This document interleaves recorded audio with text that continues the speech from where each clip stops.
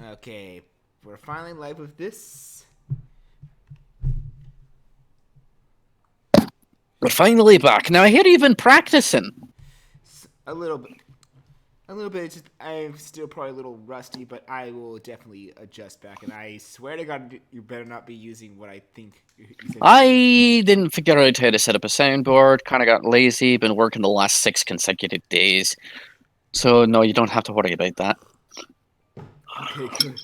Because then I would probably get either someone to smack you, and I only want to smack one person within my streams. We're constantly using the Frozen joke over and over again, considering I'm going to have to go to that world soon in Kingdom Hearts 3 for the stream. Uh, no, see, the most I probably would have held on to, I probably would have gotten like canned laugh audience, various canned laugh audience noises like the ooh and all that, and maybe the Wilhelm scream. But never got Which. that set up. I'm trying to remember. Which way do I go? So I think it's this. Yes, it's this way. This is the direction you went when you got your shit slapped.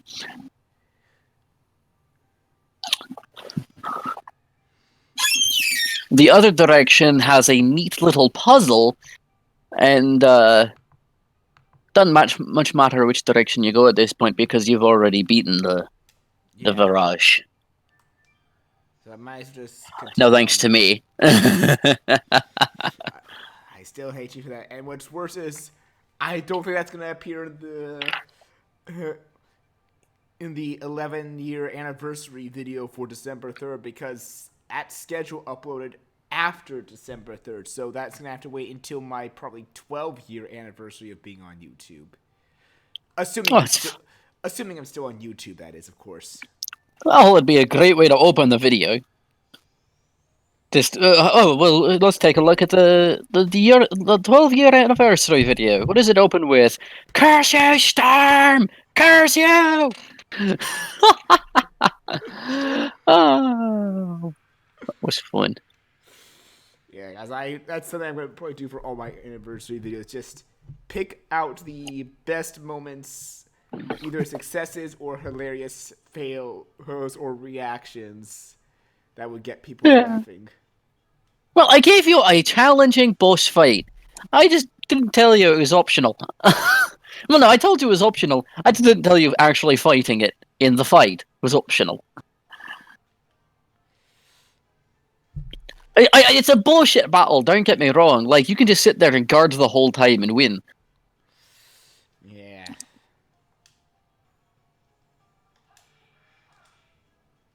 Oof. For some reason, every time I hit circle there, I either think I hit it right or it just. Summon for Gods is finicky like that because the entire changing of the edition changes when you get countered. Because there's a pause that isn't there normally. And still adjusting the moon slash. Moonstrike is a bit weird, yeah. I see that Meru is still made of tissue paper. Pretty much. Oh, yeah, I should also show you. And I see you have level 5 for Dart now. Yeah. Which actually just reminds me. You got a boss fight coming up, but you can't use your Dragoon spirits in. Well, shit. I know, you're probably excited to unleash your new magic and all that, but you really can't use that in the next fight. Well, then maybe I should just use it on the next worthy enemy. Well, not true, actually. There's one Dragoon spirit that actually works for that boss fight. Whose is it? Shauna. Well, The trick, though, is that if you use Shauna for that boss fight, you have to go into it with no SP left. but Shauna's not in our party. Miranda, you know what I mean. Also, I'll warn you now, I know I sound pretty Scottish, but I'm going to be getting increasingly British as the stream goes. Fine, you're probably one of the few friends I know that can actually nail off those accents. Well, what is so I had I had an accent as a kid, and I grew out of it over the years, but I never lost the ability to do it. I think what it was Now, is I heard some British people talking on the TV. I imitated them. My dad praised me, and since then I've just gotten very good at it. I just kept doing it and doing it, and I got stuck doing it, and then I grew out of it, and now apparently, like even just passively in my regular Canadian accent, it's always present. And I think Hashel just leveled up his Dragoon spirit. let's check. Yep. Yep, level 4. You don't get any new magic at level 4, but Dragoon level 4, 3, 3, 5. How the fuck did you get Dragoon level 3 on Congo already? I've been Especially if you're practicing using additions. Inferno. I think I just got it eventually with his first edition, not before Inferno. Which reminds me, once you complete Inferno, you get his last edition. I think pretty much almost everyone's at the last edition. Like Darts is almost there, Rose is almost there, Hatshell's almost there, Albert's almost there. Miru's the only one that's far from there. No, fun thing actually there with Dart there. If you go over it all the way over Dart, look at the base damage on Moonstrike. At level 1, you're doing 200% damage.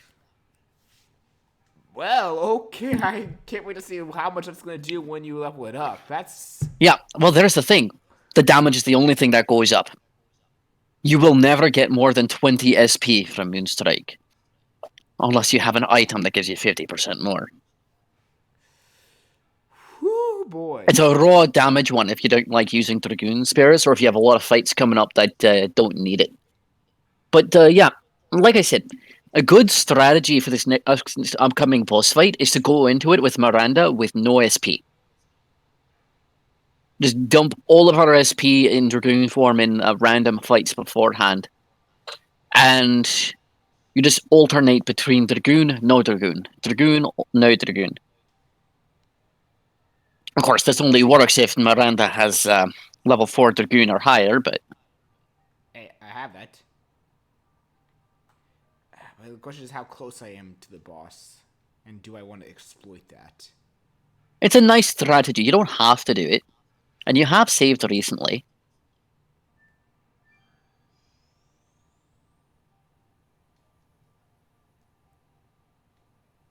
Well, that is before I... It's literally this room. Literally in this room. You have saved recently, so you can always load the game if things go wrong.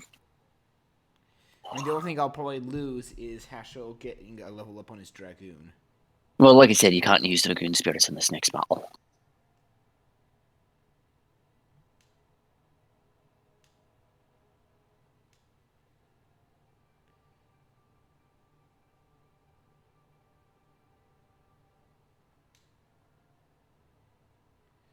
I mean, that is true. While it may not look like... While it may not look like much... It could probably stop the Divine Dragon. It's a really strong stick.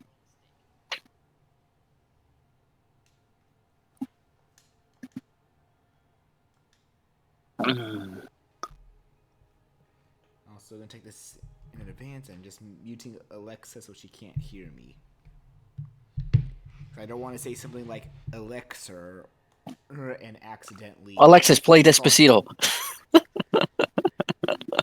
Sorry. Thank God she actually has never heard one of my friends say this. They tried, she never responded to them. Maybe it's because I have headphones. Sorry, I couldn't resist. I couldn't resist. It's a dumb joke, but I really hate that joke too, but I couldn't resist.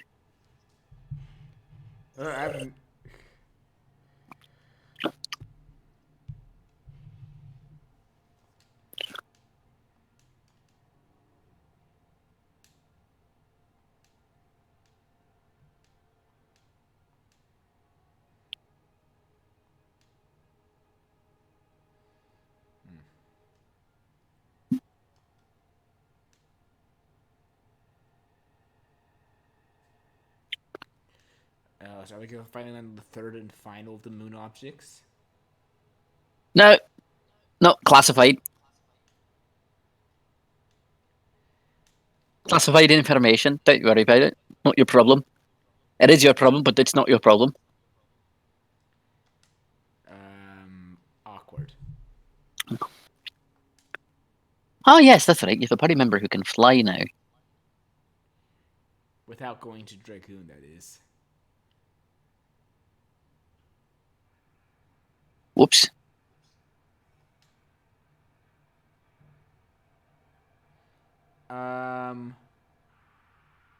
Oi, here we go. Your side there makes it sound like this is one of the hardest bosses in the game. I fucking hate this thing. Well, there's always at least one boss in an RPG. And remember, game that you can't use Dragoon spirits. This thing has the dragon block staff on top of its head. If you go into Dragoon and you're still in Dragoon on its turn, all your Dragoon stats are halved. You're actually weaker in Dragoon against this thing than you are without. That is interesting. Anyway, I'll prepare my bucket to clean up what's left of here after this. But yeah, I will admit, like, I am bad with Miru's the second edition right now. Yeah, she's pretty speedy. Say hello to the Grand Jewel. Bit slow. Hey there, You gotta speed up for those last two swings.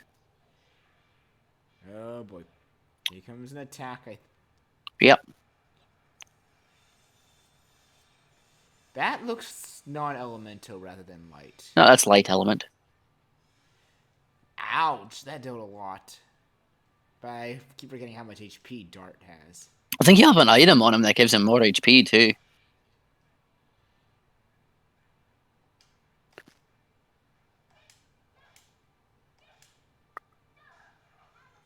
I also notice I don't have any.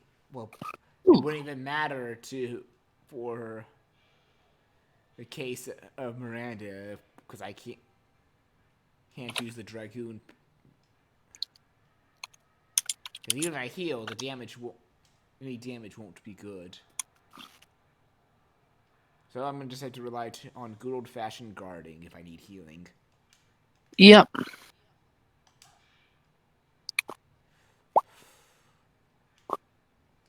This is Fate and Soul, I think.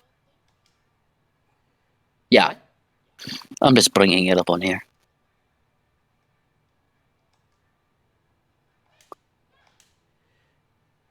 Oh, this is actually a good track that I'm slightly hearing in the back. I can hear the game out of your mic, but I can't hear it through Discord for some reason. Do I have it you muted? can't hear it. No, it doesn't play it, I think, through screen share. Ah, okay. So I can. And I realized why level goes down. That's not 5 damage. That's 5 levels of damage that you deal, and 5 levels of defenses that have just gone down. This is gonna hurt.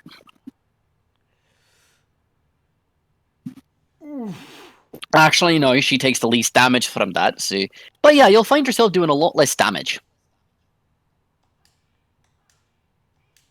As you finally execute that properly. Oh my god.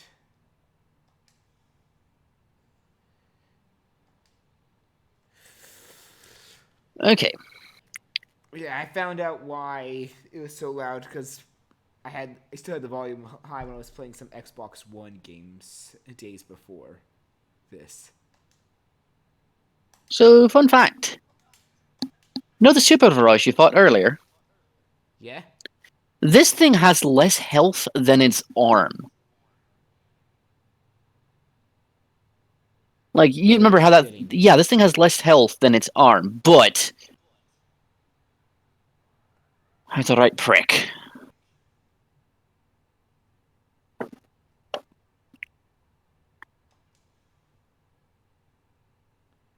Well, this is a situation I'm in.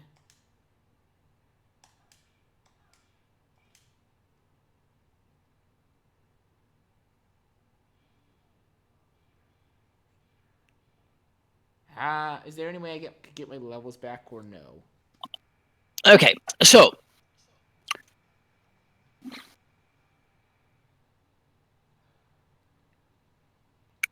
So let's see. The Grand Jewel does not have any physical capabilities, which is great for Meru. The absolute best crew I've seen for this fight are Meru and Shauna. Now that's it.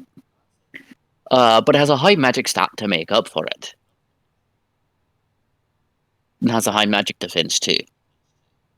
yeah, Tron can take a few more hits. It also has 70 speed. This thing's as fast as Meru. This thing has the same speed stat as Meru.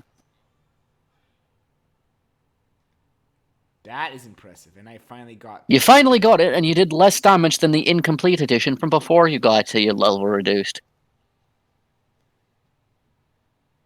Anyway, so Grand Spell. Grand Jewel casts a random light, earth, or wind magic at max power. It's not actually max power. Those all have 4 levels, and it only hits you with 3. Anyway. Time Reverse. The Grand Jewel lowers ally stats by 5 levels. It says 5 levels, but it's not actually 5 like character levels. It's the stats levels, and makes your dragoons much weaker. He immediately follows up with his random magic attack. Fast forward. The Grand Jewel raises ally stats by 5 levels and increases your dragoon's strength. He immediately follows up with his random magic attack. My experience is he usually reduces levels 3 times and then starts increasing them back up. It's an interesting mechanic. Too bad the rest of the boss fight is bullshit.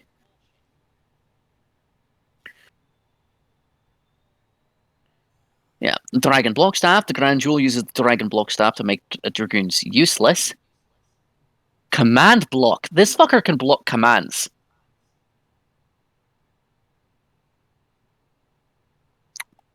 And there goes another level down. Which means this is going to hurt. And then here's the biggest bit of bullshit. A yellow liquid falls from above, engulfing the Grand Jewel in a yellow light that heals it. You're shitting. This thing has a healing ability. With one slight caveat that's a bit of a relief, I will say. I can only use it once.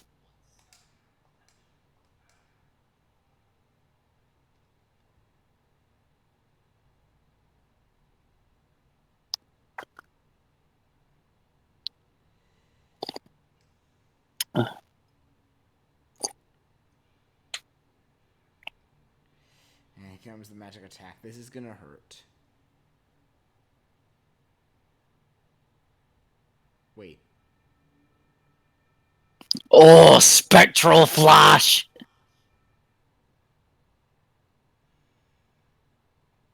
That was the non-elemental, wasn't it? That was... good lord. No, that's Light Element. That's the non... that's the non-multiplier one. That's the one that you don't spam the button for.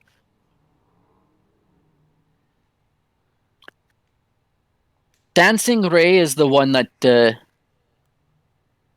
you don't want to use your Healing Ray, you can use a Healing Potion on Dart, and that's going to give him over 1,000 HP back.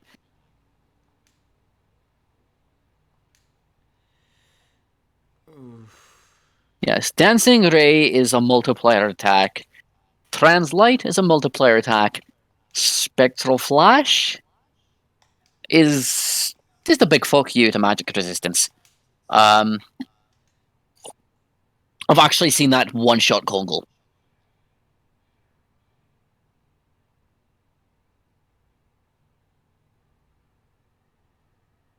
I think Miru's dead. Yeah, she'll be fine. There's anyone in the party who can take it, it's her. Or can this? See? Shauna and Miranda both have base magic avoid. From, I think they're boots? Actually, Rose will have that too, but Rose is kind of squishy in this fight. Another level down. Yeah, blue clock. Going back in time. I'm already not liking this fight.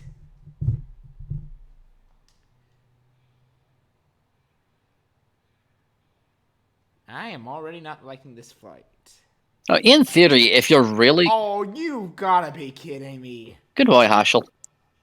But yeah, if you're actually really good at additions, I've seen people three-shot the boss. Oh. You lived. But not by much. Guard with dart. Use a potion on Haschel.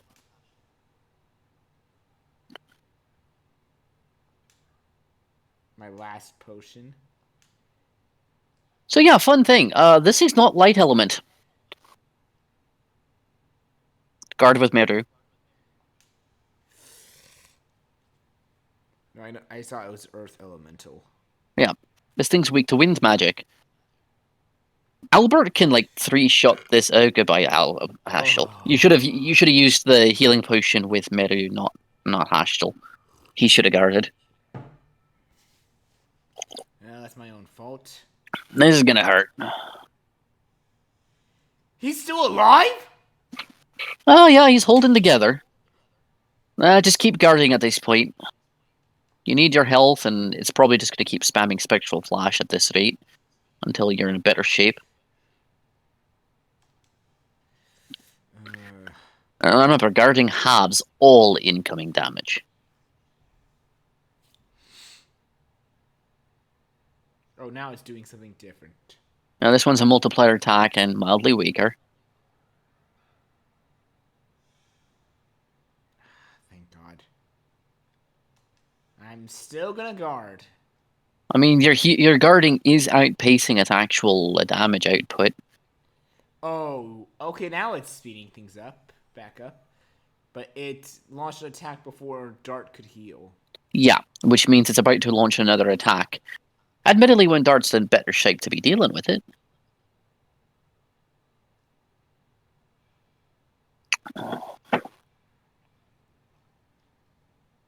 Some sort of wind magic. Oh no, earth.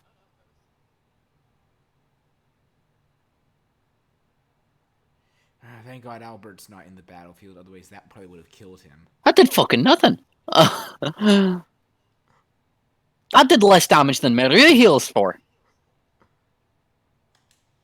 Well, I'll be. Pardon my language, I just realized I shouldn't be swearing like a sailor right now. Why? Nah, it's just kind of rude to do that on someone else's stream. I mean, I swear sometimes, but I try to keep it paced and not. Pew pew pew pew pew pew pew pew pew pew pew pew pew pew pew pew pew pew. Thump. I try to keep my swearing paced unless I'm really angry or really don't like something. Well, I mean, I'm in someone else's stream. In my streams, it wouldn't matter, but... Well, I've got to tell you, I've been enjoying this Go Live feature on Discord lately. This what? The Go Live feature on Discord. Oh, yeah.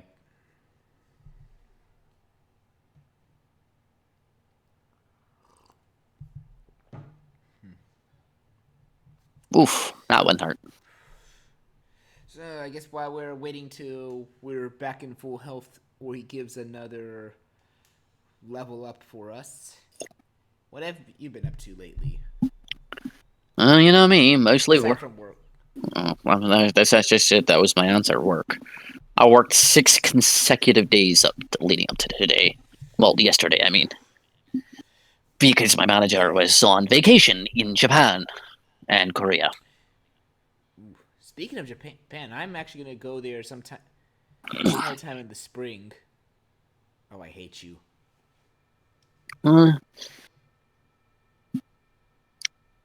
Come spring, I have something interesting coming up. Actually, in March, I have 3 weeks off work in March.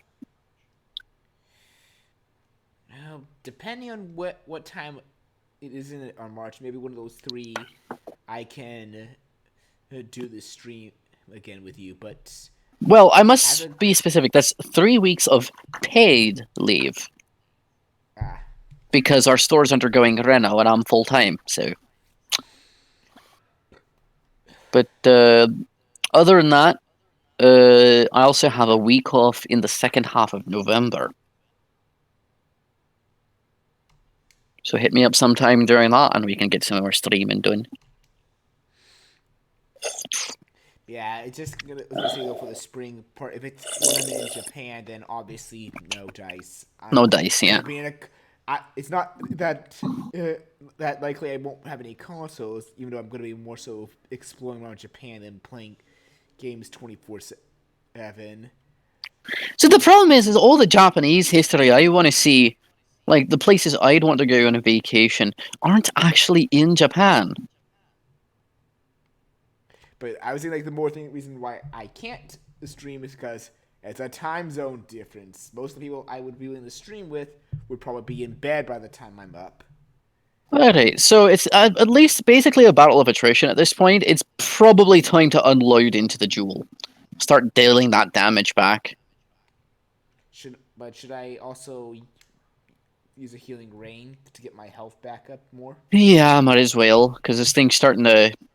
Because it's a battle of attrition, and you're barely holding on. Barely, yes. Shiny, shiny, shiny. I should point out that in stores, you can no longer buy healing potions. You can now buy, instead, healing fog. I mean, that's fairly okay. It's better, actually. It's a healing potion will heal you for half. A healing fog will heal you to max health from heal you to full health. Pew pew pew pew pew pew pew pew pew pew pew pew pew pew. Thunk. I love the animation for that. It's so dumb. It's so dumb.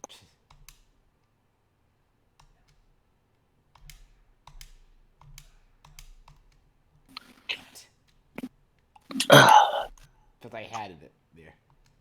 I think it has like a really dumb name too. Yeah, this is really the dumbest boss I've seen this game. If people watching this thought I hated the barrages, oh no, this is worse right now. That's mainly because I know my experience with bullshit in RPGs. Even if some of them were in action RPGs. What's it called? What's it called? It's not that one.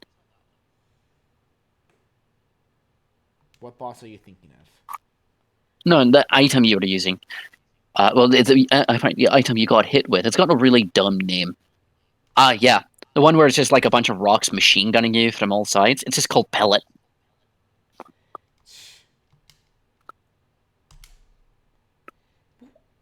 Too soon. Anyway.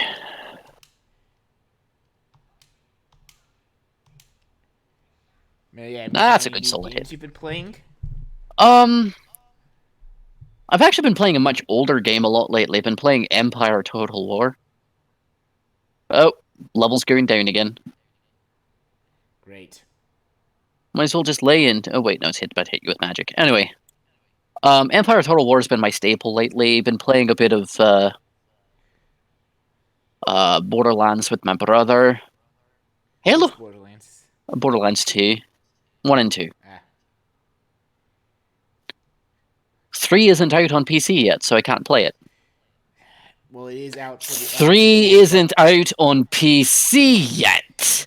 If you'd let me finish. I know what you're saying, and I'm saying I was waiting the same as you because I'm not getting it on the Epic Store. I'm not willingly installing spyware onto my computer just to play Borderlands. No, I've really stopped playing on the Epic Store.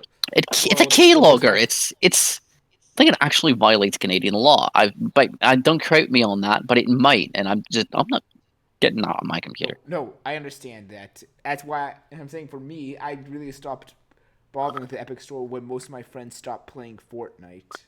Anyway, other than that, let's see. I've been playing a phone game lately, Azure Lane, because everybody plays at least one phone game at this point these days. Guilty. Magica Record and Kingdom Hearts Union Cross. I tried to get in the Magica Record, and it went on maintenance halfway through the tutorial, kicked me out, and I haven't touched it since. Which is probably for the better. Which is funny because I know jack shit about Madoka Magica, and I run Magical Burst games. I run the tabletop based on Madoka Magica, and I have never watched or read Madoka Magica. Which is Well, it wasn't probably my for the better. I first. don't want to be influenced by the Ura Butcher. If I may be honest, like from what like Pokemon Boy and Soul told me, it's actually one of his more lighter works, honestly. No?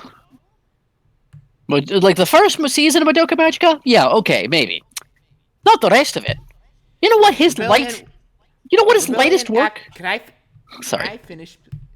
Rebellion was actually, from what to my sources tell me, not his main influence. It was more so the influence of the director and producer of Shaft, because he didn't know where to go. Because In sources general, say that he actually had a happier ending for that plan, but they said no, we want more sequels, aka we want more money.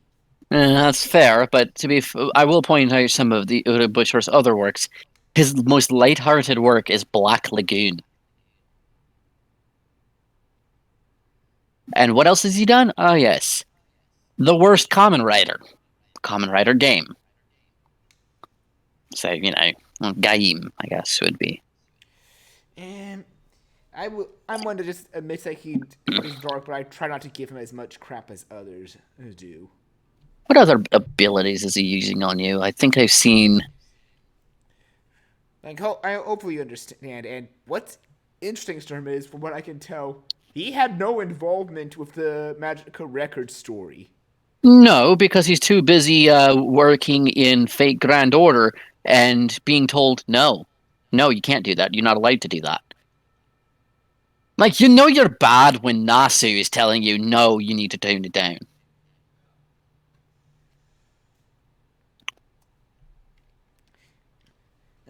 Speaking Which as reminds me, things, that is actually another thing the Ura Butcher has done. He was responsible for Fate Zero, which was not as dark as he wanted. And that's the darkest Fate so far. Oh, okay, not the darkest. I think it's Hollow Ataraxia well, I've exists. not, I don't know well, I've jack not shit about seen. Fate, honestly. All I know comes from Ixtella or listening to other people talk about it. You want me to be honest?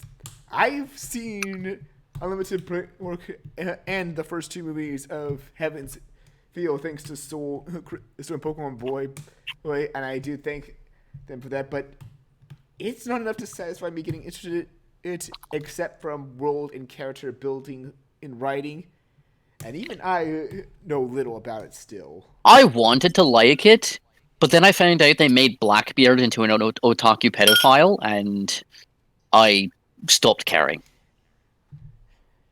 I mean, it's fair to. I'm from It's fair. Esquimalt. That's an attack against me personally.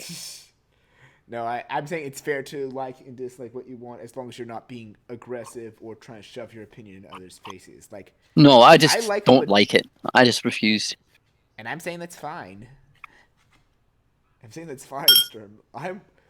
I'm one that appreciates a lot of the good in Madoka Magica that I see, but I can understand if other people don't want to see it or don't like it, because it's not for everyone. But I will still stand by my opinion that I've seen darker stories than Madoka. I Well, have. yeah, of course. There's lots of darker stories than Madoka. I there's honestly, I can off the top of my head, I can think of.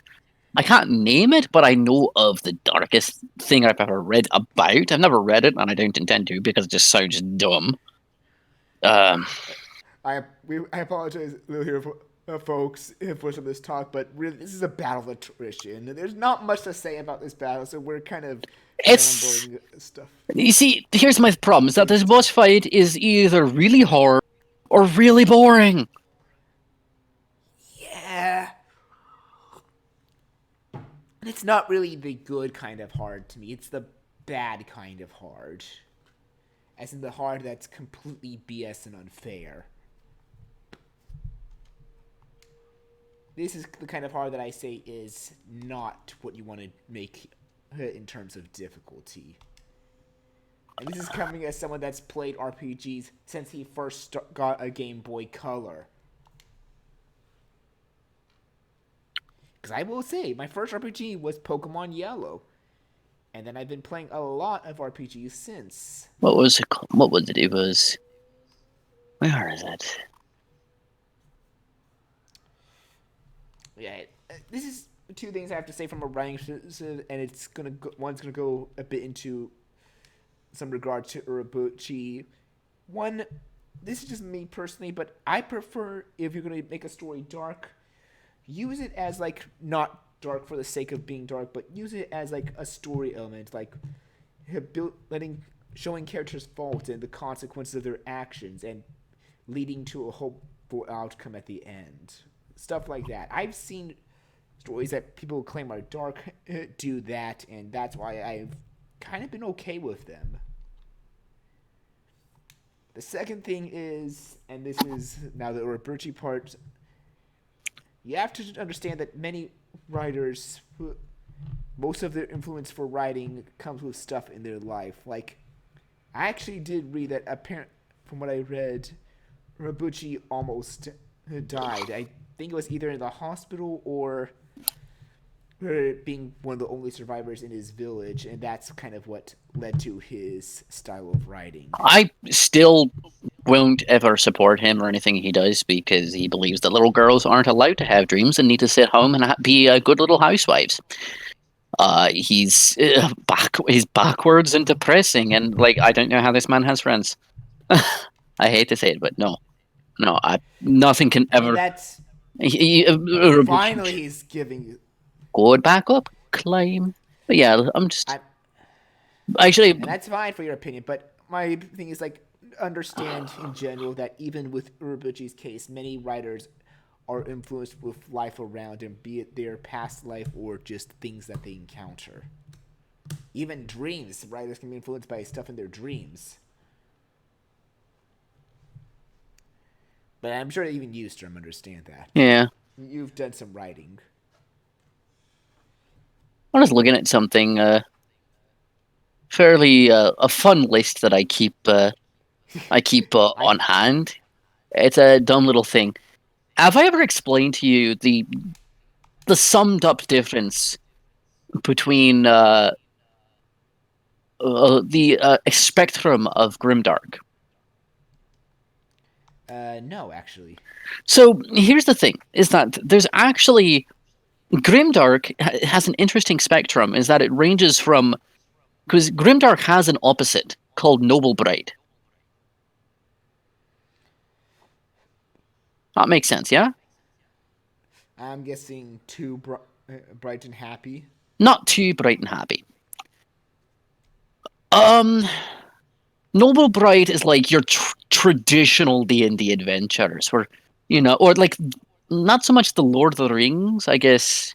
Well, no, Lord of the Rings is actually a very good example of Noble Bright, or those classic old D&D adventures you'd see in CRPGs and all that. That was all Noble Bright.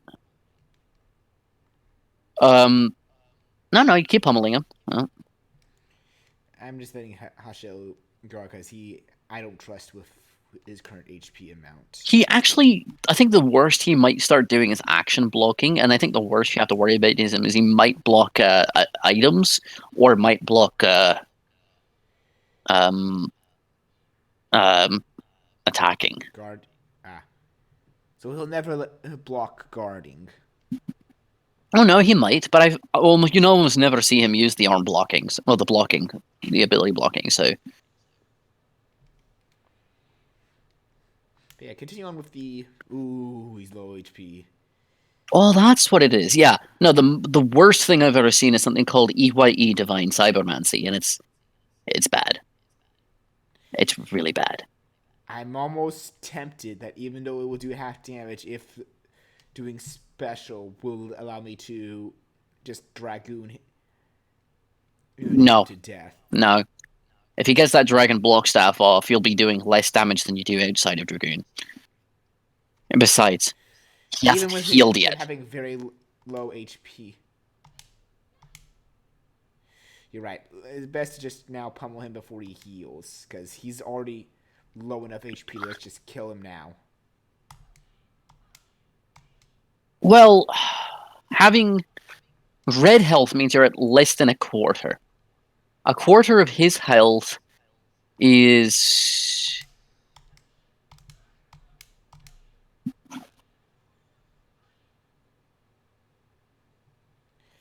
Yeah, the Grim... Is 1,175. Oh, there it is. Ah, dang it. He'll only use that once in the entire fight, though. But And that's only a lot healed. 1350, but his health is only 4,700. I must point out that the arm of the Virage you fought earlier had 5,700.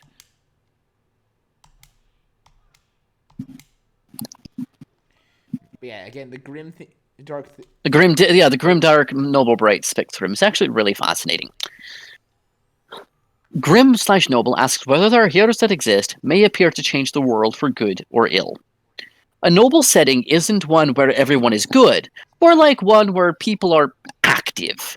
The actions of a single hero can change the world, and a single big villain can ruin it.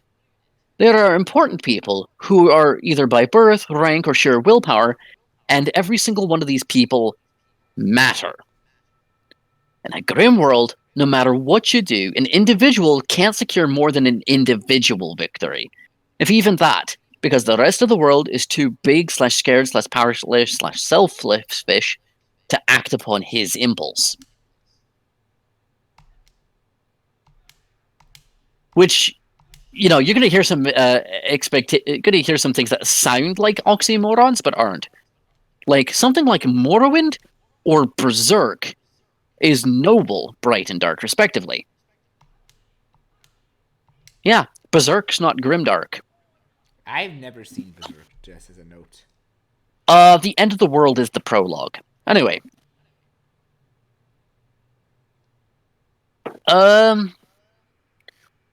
Because it is about one man forcing destiny's hand and changing the world. Now, a bright world is one full of opportunity, of wondrous sights to behold. It doesn't mean that it has to be My Little Pony. It can be dangerous. But your first instinct when looking at a new location should be awe and wonder. People may adventure to save the world, but they leave town with a smile upon their face, eager to see what comes next. The Tales of series is a great example of this.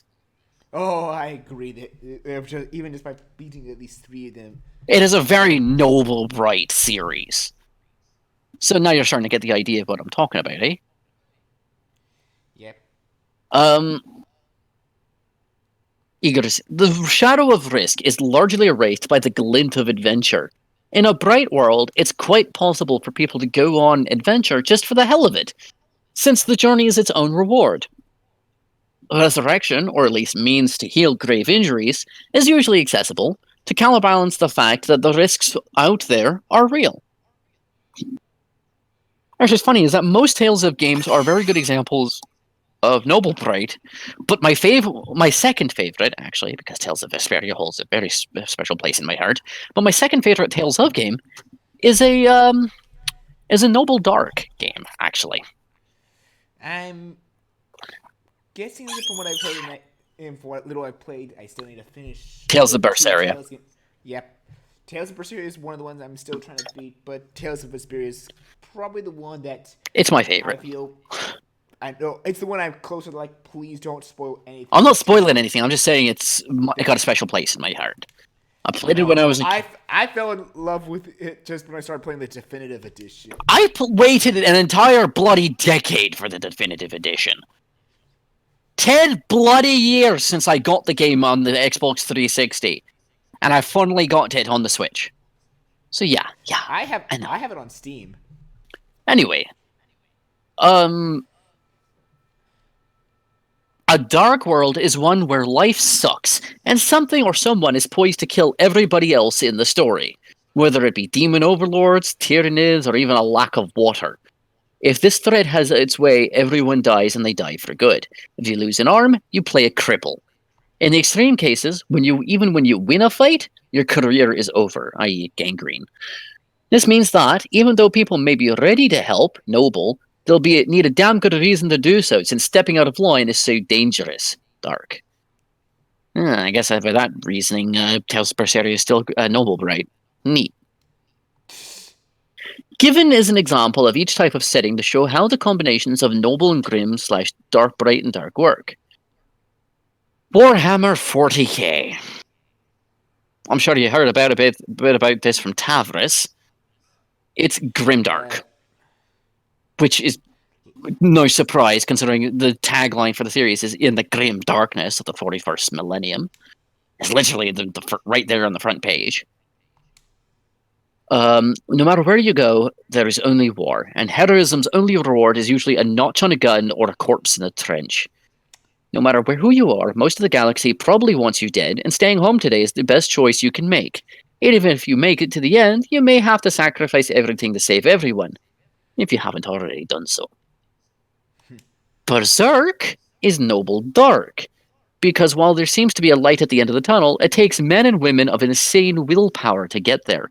No matter whether you're big or small, even when you have nothing, the only thing that may save the world is the will within you screaming, "Go on."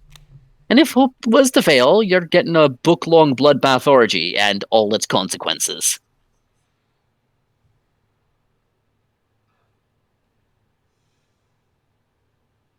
Yeah, at this point I'm just trying to guard up and heal until he levels up my stats back. Morrowind is noble bright because even though the world is fraught with dangers, you can fix everything. Sometimes within 20 minutes. The reason it isn't dark is because there's so much to see, so many interesting people to meet, so many cool things to experience that, at the end of the road, you'd do it all over again if given the chance to see it once again with virgin eyes. Or, just play Morrowind like me and steal literally every pillow in all of Morrowind. I don't know why I did it either. Sandman is grim bright because the incredible vistas and interesting people are all that can distract Dream from the dullness of his existence. He will tire of them all, but even he has to admit he saw some cool shit. Also, notice how the relative freedom from consequences. People can get rezzed, healed, characters don't die much. A bright trait reinforces the futility of the struggle in a grim world. Because if the good guys can be healed and resurrected, so can the bad guys. Which admittedly makes me realize that the current D&D game I'm participating in is grim bright. Great. Lol. In short, grimdark and noble bright worlds both exist, and both are interesting to play in. So do grim bright, those are quite weird, I admit, and noble dark, my favorite. Victory is so much sweeter when you have to fight for it. Every type allows for evil and struggles to exist, and stories to be told. Evil can even triumph. It's less of a matter of who wins and more a matter of tone. In a bright world, the big bad evil guy can win, but he won't skull-fuck to death every one of the PCs know in front of a crowd without the mood turning to dark.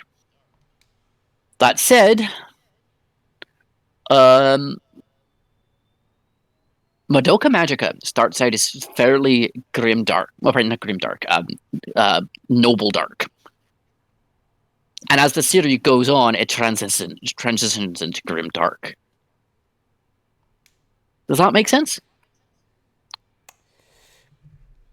I'd say that's probably only the case of Again Rebellion, which a lot of people were kind of pissed off of the Homura thing.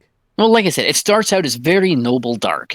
There's a light at the end of the tunnel. A lot of people have to die to get there, but Madoka saves the day. Great.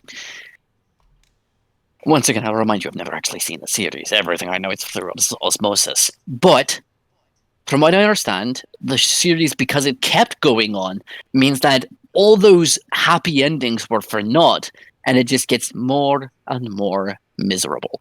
And now that it's a phone game, it's never going to have a happy ending. It's never going to have an ending.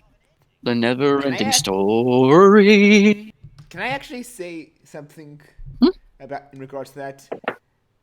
I'm actually restricting myself, but it turns out there actually technically is an ending, and this story takes place before Homura basically screwed everything over, and is more meant like an alternate. Is more meant like an alternate ending. I mean, yeah. Ending if Madoka didn't become a god, in which honestly, I really to say this, but the villains actually come off as likable with their motive because they are the ones that want to save magic girls from this fate, but they're willing to endanger innocent people to achieve that. Well, it's up to a personal decision as to whether or not that's reckless endangerment or acceptable casualties. Anyway, No, continue no, beating up this oversized jewelry. no. The reason I personally like it is because it's one of the type of villains I personally like. The ends do not justify the means kind of villains. Hmm. I've typically from what kind of Tales games I've played, most of the Tales games I've played have that kind of villain. Yeah, I know. Like, I can't actually name off the top of my head that isn't a spoiler, so I'm not going to say anything. Anyway. I've beaten Symphonia, so I can easily say Mythos. Anyway, so this person has left some examples of Grimdark, Grimbright, Noble Dark, and Noble Bright. Oh, finally, he's leveling me up.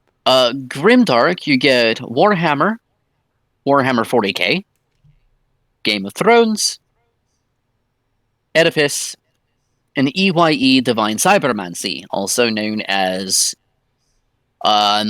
so hopelessly grimdark it's laughable. Grim Bright, you've got Sandman, The Sims, most tycoon games, the Commonwealth Saga, Eclipse Phase, Deltarune as of recently, and most of Zeus's flings with mortals from the gods' perspectives.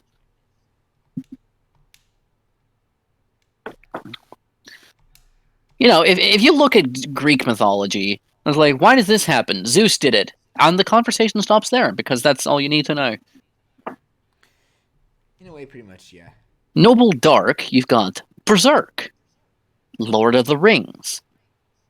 Although the movies, I'd argue, are more Noble Bright, just because of how beautiful New Zealand is.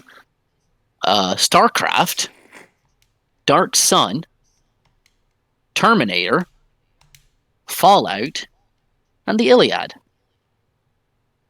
I mean, if you can read the fucking Iliad, have you seen that formatting? Good fucking lord, mate. Nope. It's disgusting. It's also, I've it's loved most of the stuff of most of these concepts of writing ever since I got my bachelor's in English creative writing. Well, what it It took is, me 8 years to get it, but I got it at last. I mean, that's a little bit of biology and psychology in there. You know what that is? What? Pattern recognition. Being able to categorize these things as pattern recognition is something we humans are really good at. I love Mario's editions, by the way. They're all like dancing. They said she was a dancer. Yeah, well, they all have a funny rhythm. They're not just like mash the button and win. Like, look at you, Madness Hero, and Rod Typhoon. It's not mash the button and win. It's not, difficult puzzle timing. Most of her editions are fun.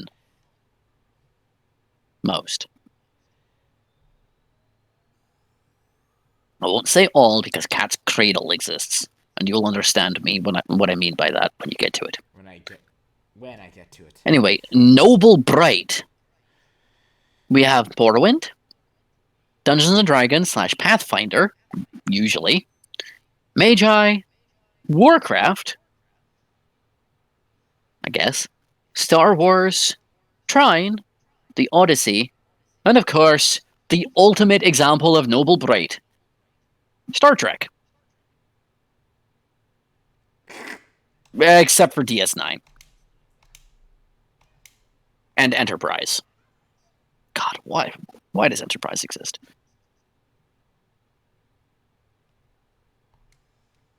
Anyway.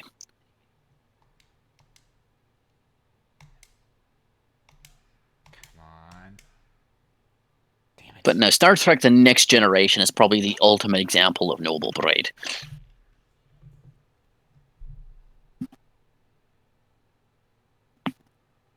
The classic example is Dungeons and Dragons, but Star Trek is the best.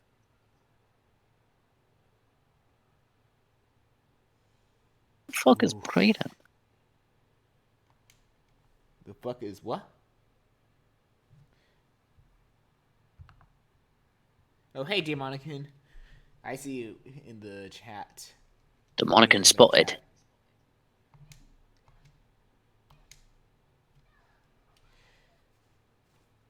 Oh my god, this thing is just.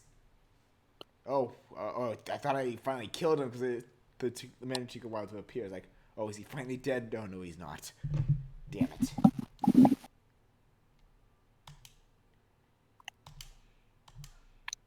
Why won't you die, you stupid floating rock? Oh, he's dead, finally. I mean, like that. You don't even get a cool kill animation. It just kind of drops. I like the moment I asked when it was going to die, it finally died. And it gave me the item it was killing me with. New edition. Cool boogie.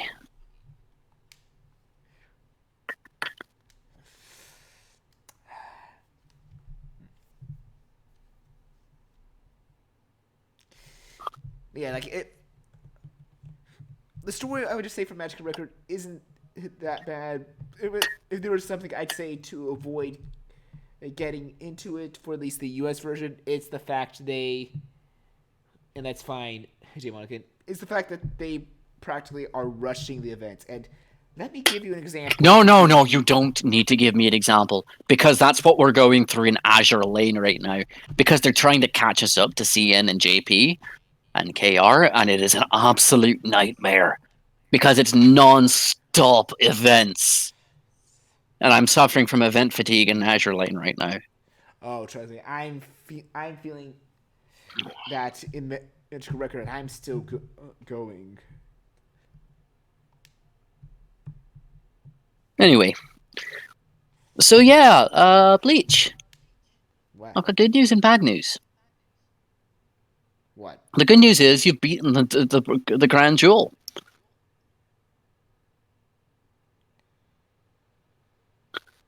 And what's the bad news? There's no shortcut out of here.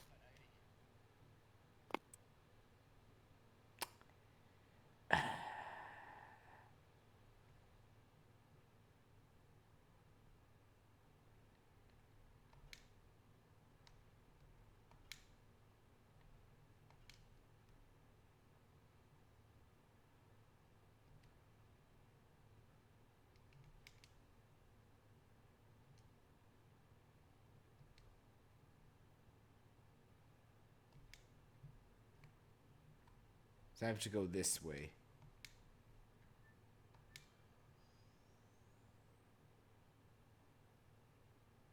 At least I'm assuming it's this way. I mean, you haven't been this way, so it doesn't hurt to go this way.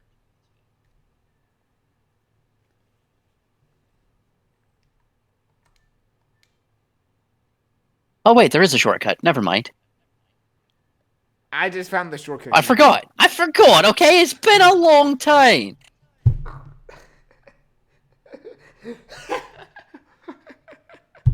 Now, with that said, you still got to get back to Leningrad. Where are you going? Oh. Wrong way. I mean, I guess you could go back in the long way if you want to heal. I will let Miranda do the honors of that.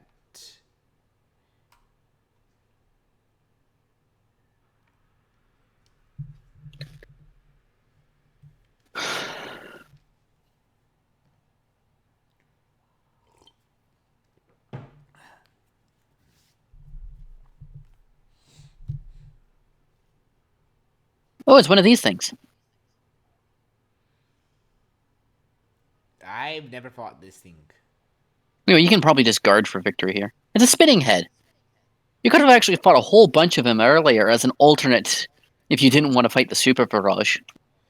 Guard for victory? What do you mean? I mean, guard with darts while you beat up everything else the other two.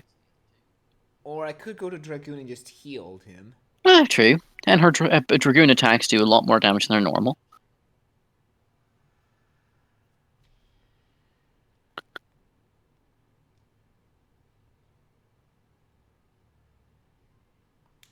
No need to do the gates to heaven. Just one simple moonlight's enough. Hmm. I Kinda like find the that most of the time, Gates of Heaven is overkill. I only really need to feel like I need to do gates to heaven if everyone's looking in bad shape. And even And then, I Rainbow Breath is a more economical version.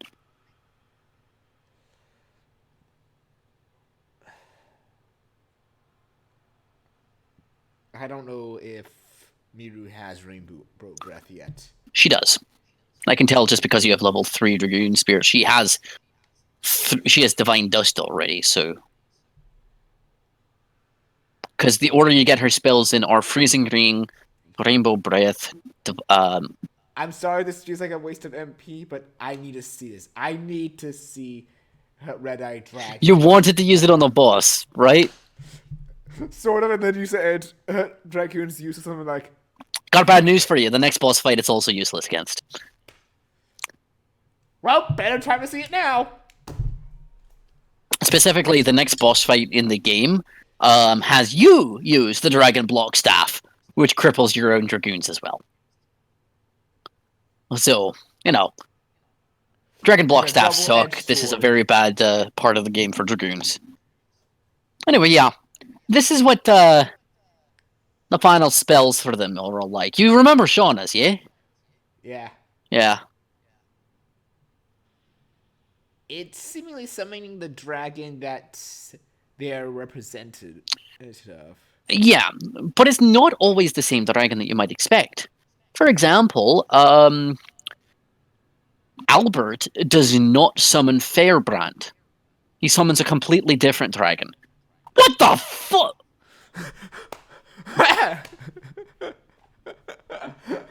Well, hello. You just got a rare drop. Bleach? Yeah? That increases speed.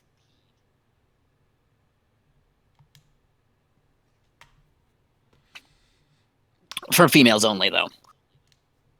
Well, I think I know who's getting that. It's good on any of them. Let's see. She has the Night Shield. What does the Night Shield do again? Night Shield increases defense. See how those numbers are red? That's what it would increase her defenses to. Yeah. Attack badge. Attack badge. She also has a base speed of 70. So, no need for her. Miranda has a base speed of 65. And she has the therapy ring. The slowest female is Rose. I'd say She'd got the most use out of the Dancer's Ring at this stage in the game.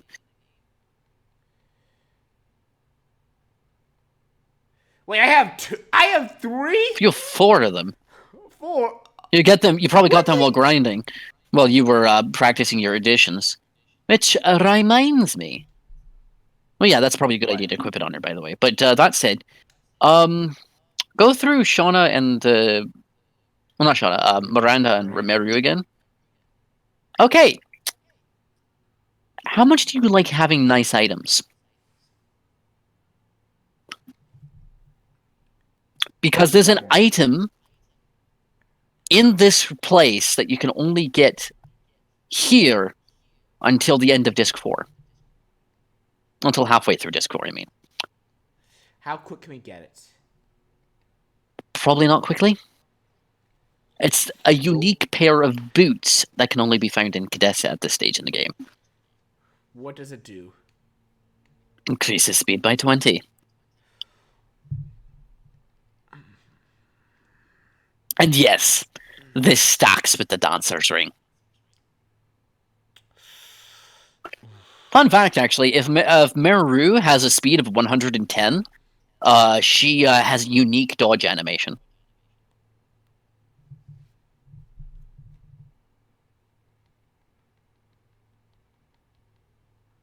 How far back is it, if I may ask? Hold on. Let me bring up Cadessa.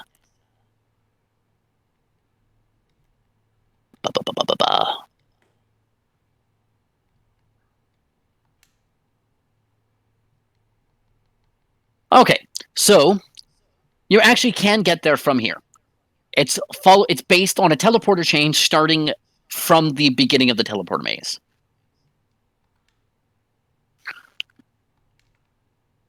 Beginning of the teleporter maze, you say?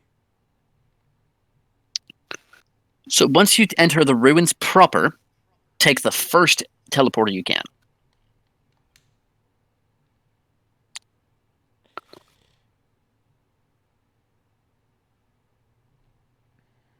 This may seem like a silly move, but I'm gonna just put Hasha in so that way if I get in a battle, Miranda You can guard him up. heal him. Well, that works too.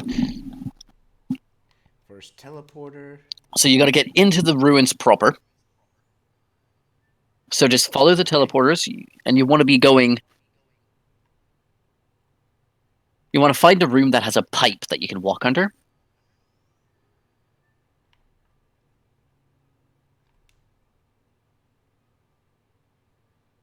Okay, so you want to keep. Okay. Them. So that's the pipe you can walk under. Follow this teleporter on the left. This teleporter? Yes.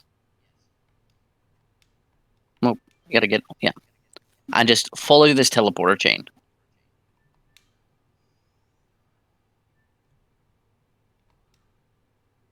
There you go. Ooh. And just equip it on whoever you want. That's good on all of them. Because I told you, it was really close to the beginning. I'm laughing at what Demonican said in the chat. Because we all know that boys can't dance. Yeah, no, the boys get the bandit shoes. Boys are known for stealing, girls are known for dancing in this world. Matter of fact, here's the thing though. The dancer shoes you can get later in the game through a random drop. The bandit shoes, only one copy in the entire game and they'll never drop from anything. Now the question is who should get it? Let me tell you, there's nothing as terrifying as Kongal with the same speed as Meru. But the dancer shoes can only go on. I know, but I mean, you can get a pair of bandit shoes later in the game. It's later in the game. Kongal can't equip the dancer shoes.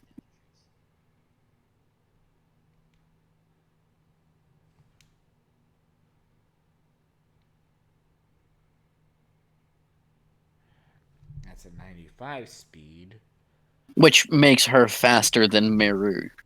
Actually, she's already faster than Meru at 75. If you put it on Miranda, she's bloody Speedy Gonzalez. Or you can swap out the dancer's ring for a stat booster and then put the dancer shoes on her. I'm just seeing here. And like I said, 90s. If you give her both the dancer shoes and dancer's ring, she'll have 110 speed. I have plenty of. It's hilarious, but I think you're good with her at 70 speed. She is exceedingly fast as it is. 85 speed. Puts her 10 points higher than Rose and gives her a very respectable speed. And it actually benefits Miranda a lot, because think about how low her base damage is. But how much does that actually matter when she's moving more often than anyone else? Yeah, that's... And she does have the highest HP of all the women, so... Rose's base speed is actually 55.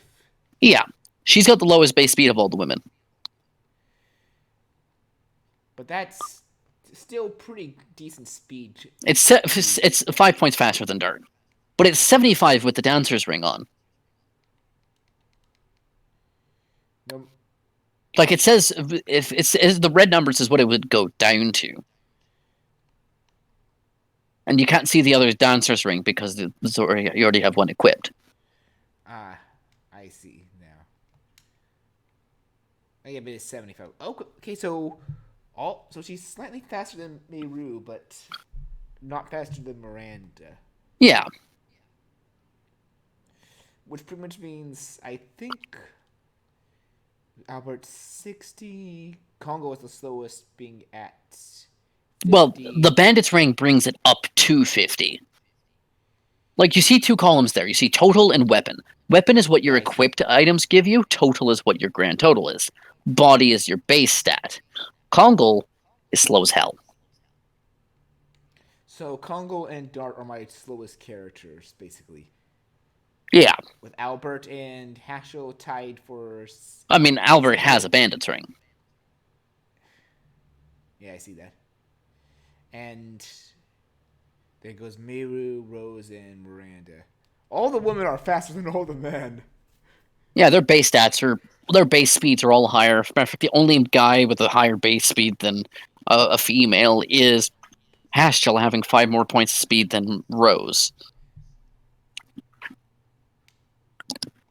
It's less noticeable in the early game, but it becomes more noticeable as the game goes on.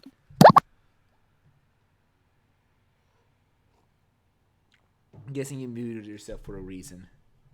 That's so weird, the fact that I'm now hearing mute sounds on Discord. I didn't mute myself through Discord. I just lifted my mic up until it stopped transmitting sound. Oh. The headset's got built-in mute functions. I just had to blow my nose. That's fine.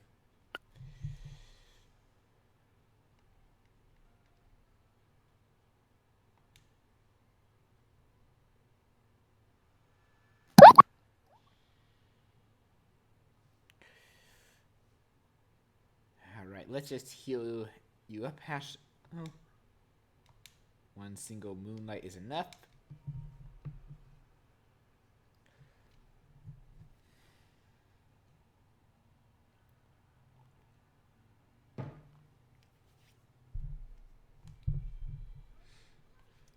Yeah, one thing I will say, Eastern, that I'm enjoying about Tales of Vesperia a lot is I have no clue who the fuck the main villain is gonna be. Usually the Tales games either have a fake out villain before, oh no, this is the real main villain, or a very obvious, this guy's the bad guy, even though we're gonna not have him get really involved until later on, unless he already is.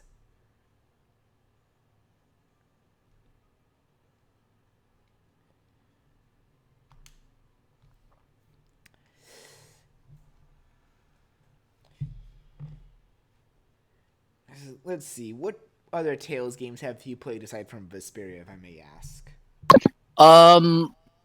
I've played a grand total of Tales of Vesperia, Tales of Vesperia Enhanced Edition, the actual full edition, Tales of Zestiria, Tales of Berseria, and a little bit of Tales of Graces. Yeah, Tales of Berseria is one I would say, like, I can already tell who the main I enjoy the combat in that, and I enjoy the characters. It's not the most cheerful out of the Tales of games. Wait, which one? Berseria. I'm saying, like, I do like the characters, and I could tell right away from the tutorial, flashback of who the main villain was gonna be. It was very obvious to me. Oh, they don't try to hide it. It's not who the villain is never up for debate. Although, actually, sometimes you think you're the villain yourself. Okay, I'm gonna say this. In off-screen practices, I've actually got the full amount here. Oh, and I got so busy talking to you that I just wasn't paying attention. Whoops. I mean, it still deleted them.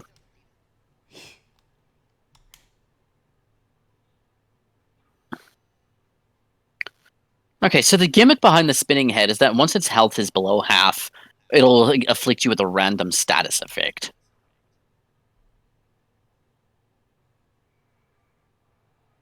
Oh wait, no, it doesn't have to be at half health. And that's dispiriting.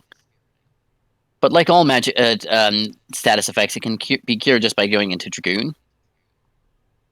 The catch with Dispirit, though, is that you cannot accrue SP. So if you have no SP left and you get dispirited, you have to cure it the old-fashioned way. Oh well. Well, let's see if I can do it this right time with no talking. Let's see if I can impress Sturm. Nope. I mean, Well, I almost. three's a lot better than it used to be. But I must point out Well, that this goes up to 5. really, I've only been able to get 4. Yeah, no, the only person who's caps out at 4 is Kongal. It goes up to 5. That's just a straight level up.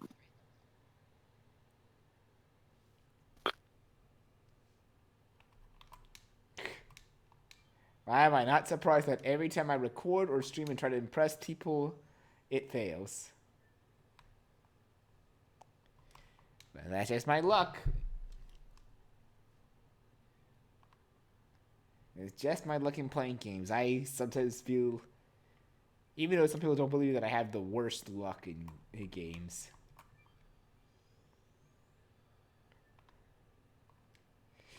And I know that you have evidence that probably says the contrary, looking at all the dancer rings I have.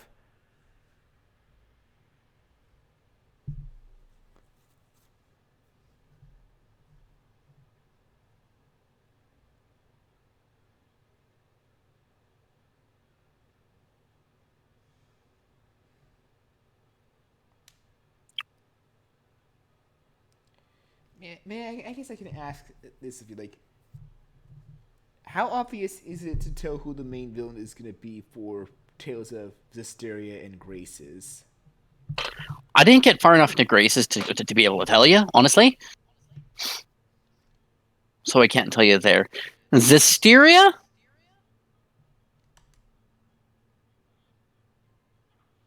You know what the main villain of Zestiria is?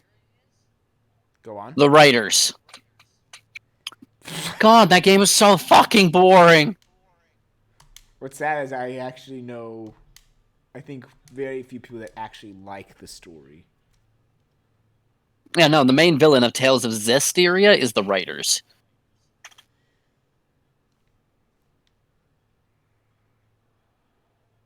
Yeah, most people I've talked to, except for one that I can think of offhand, dislike the story in that game. We might say like gameplay I think's on and off, but some apparently like most dislike the story. The gameplay seemed like it was going to be cool and dynamic, but it's really just a pain in the ass. That's what I've heard, and that's what's been keeping me away from playing Zestiria. Like, it looked like it was going to be cool and dynamic, but in the end, it just ended up being kind of spammy. That's 4. That's not bad. I know, if you can get all 5 with Hashel, he does like a cool Kamehameha. It stopped, I think, after I hit the 4th one. Like, you'll get it eventually. I'm guessing I have to be Dragoon level 5 for it, or is there a very tight timing for 5?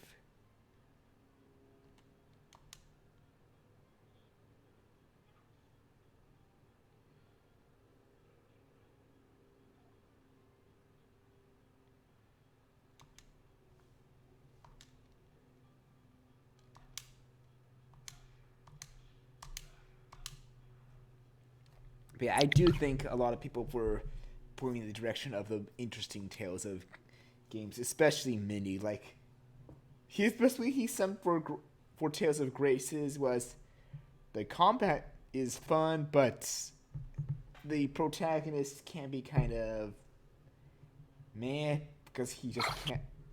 Minnie joked that he can't stop talking and teaching about protection. I mean, more so than his talking, I just think his base costume is ugly. He has no fashion sense, and it hurts. When you're designing a protagonist, you want to go for someone... You want to go for someone a bit more... You gotta go for something that stands out, but isn't, like, too loud in its design. Like, Tales of Zestiria, the main character's kind of boring to look at. Tales of Vesperia, very little stands out, but he isn't overstated.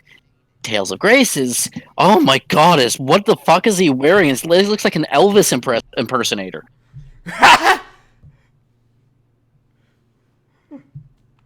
My apologies. I said I wouldn't be swearing much, and here I am, swearing like a sailor again. That's okay.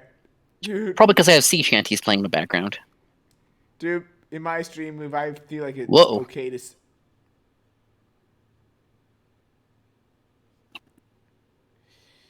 Something bad is happening. Already?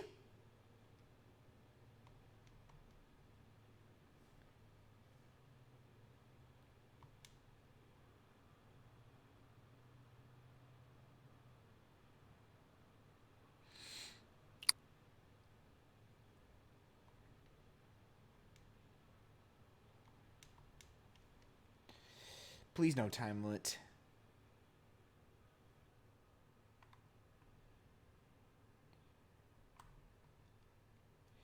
I think with Miranda has fulfilled her purpose for now, so I think now it's time to bring back Miru in. I'd say put Rose in the party, since you're trying to keep levels equal. Maybe swap Pastoral out for someone and bring Rose in. Like this, then. Well, I guess if you don't want to use Miranda more, you can always switch her out from Miru. She's the same level. That, and I'm also trying to admittedly Level up. level up their Dragoons, because currently only Darts and Miranda have it at 5. I mean, Miranda's super easy to level up her Dragoon, and Dart is your main character. He's probably second easiest in that regard, because he's the main character. There's only like one instance that he's without the Dragoon. Yeah, I'm guessing, like, even though you have not played some of them, like, what's your thoughts on, like, at least... I'm assuming you at least know Lloyd's design from Tales of Symphonia. As in the main character, Lloyd. Well, get ready for teleportation.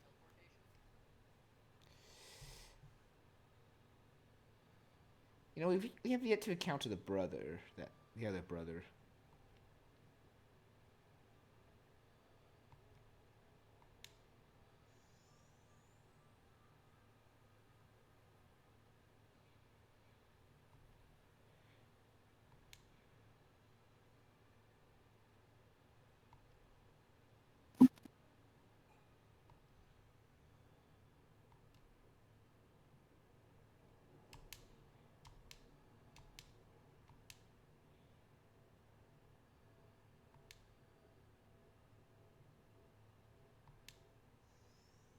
Wow, some of the Winglies are actually helping us.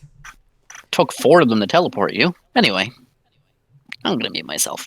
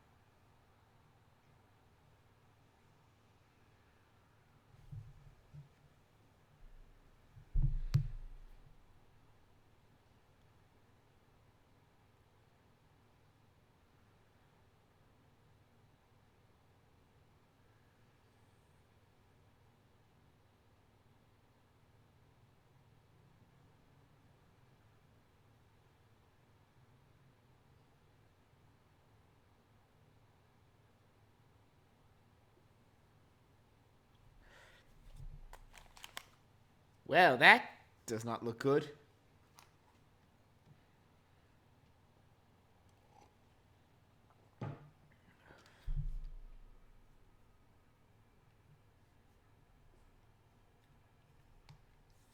Welcome to Leningrad. in ruins.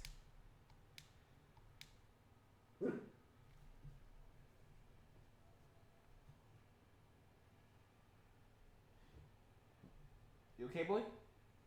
You okay? Dog. Yeah, new dog. Dog. I'm guessing you heard him. Vaguely. Mostly heard you talking to them. And I know people don't talk to their cats like that. If it's a dog, it's like, are you okay, boy? If it's a cat, it's like, what'd you do, dipshit? Because when you have a cat, it's a mutual understanding of, yeah, both of us are kind of pricks. I hate you, you hate me, let's get along. I can definitely say that is true for John, considering his cat Bagel will sometimes chews through some wires to the point that I remember that I think it was like a 3DS charger cable that he bit, or a 360 controller charger cable that he bit into that they had to send in for repair.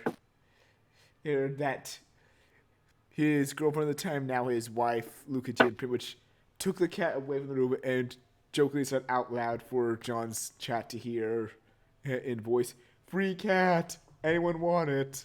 But yeah, no, I used to own a cat, and the mutual understanding was, look, I'll tolerate you if you'll tolerate me. If we don't get along, this is going to be a very short relationship, and you're going to starve. Well, with dogs is, are you okay, boy? Are you okay? Little Timmy fall down the well? Where'd you get a well? Well, then again, with my dogs, it's mostly, which one of you dipshits fell off the couch this time? Yeah, I'm thankful that I don't have to deal with That's the great thing about anymore. small dogs. As long as they're not dropped from too high a height, they usually bounce. So if they fall off the couch or off a chair, they'll squeak, but they won't be hurt. Yeah, I have a small dog. I've only had 2 small dogs and 1 big dog. Small dogs are like children. They bounce. Well, with small dogs, you also want to make sure they're not the yapper kind, like Chihuahuas. I'm sorry, I've had bad experience with Chihuahuas. I live with a As miniature in, dachshund and a Pomchi. You know what a Pomchi is? no. Combine a Pomeranian with a Chihuahua. Oh, God. It's absolutely adorable because you get the Pomeranian's furriness, but with the Chihuahua's long snout and big ears. If you hang him upside down, he looks like Batty from Fern Gully.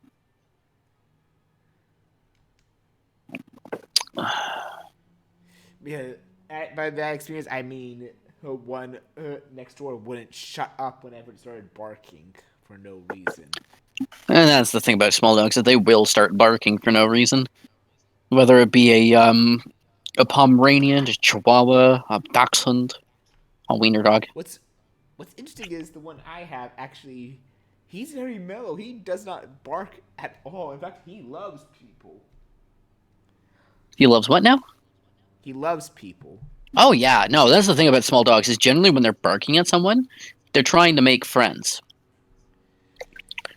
Most of the time when a small dog is barking at someone, they're not angry or hostile, they're just barking. He just either jumps up, puts his paws on their legs by standing up, or if he scratches his head, he just rolls over, shows his belly, and saying, "They just rub my belly or scratch my belly." If I walk near if I walk near one of my dogs, a little one named Star, if I so much as walk near her, she rolls over and is like, "Step on me." Because what it is my back hurts or my knees hurt, so I won't bend down. So I just rub her belly with my foot, and so she just instinctually rolls over when I walk by. Shadow does it sometimes too. The dog, not my brother. The Pomchi. You can't go up the stairs. You got to go up on the left.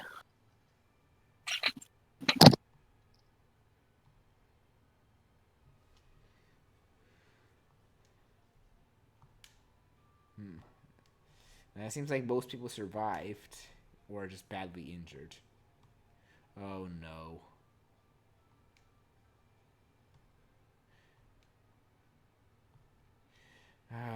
least Shauna's alive.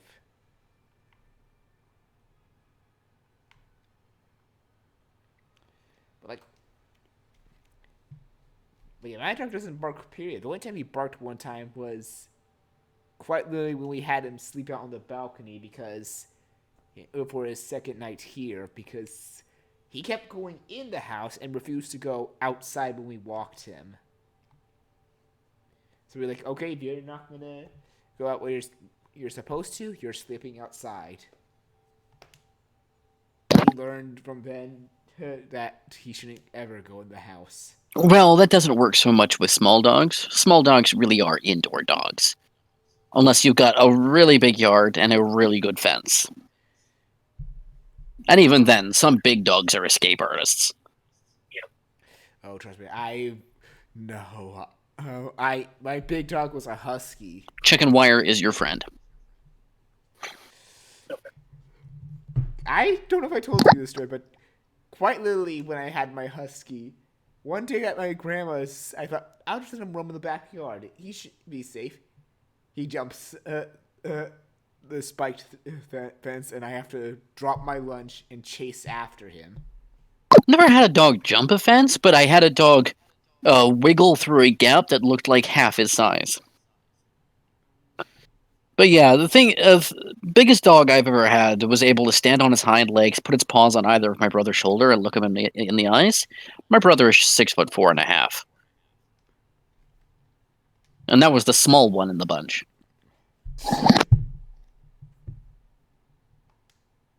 Now we have actual small dogs, and they're a bunch of little hellions.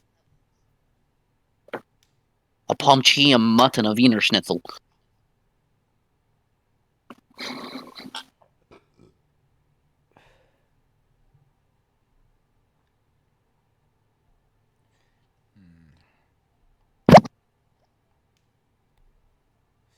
Yeah, things are not looking good now that the Divine Dragon is attacked.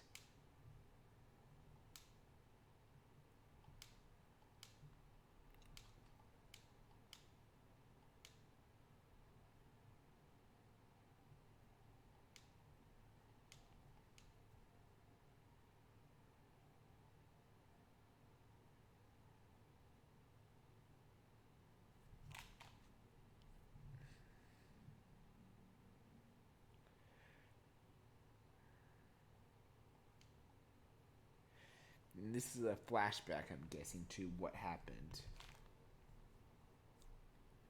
Considering that the palace is in ruins.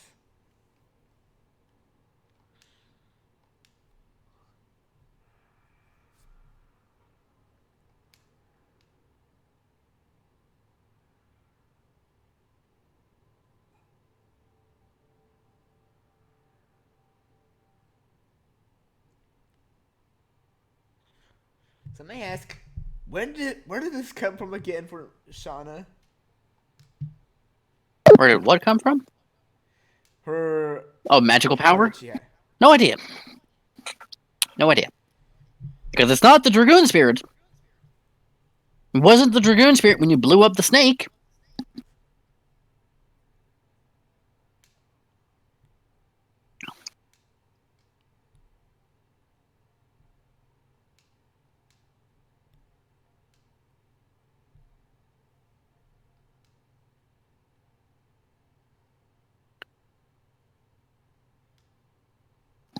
Who am I?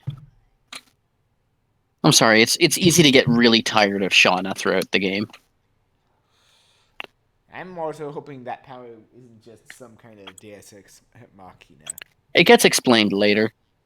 Thank God. Shauna gets redeemed later.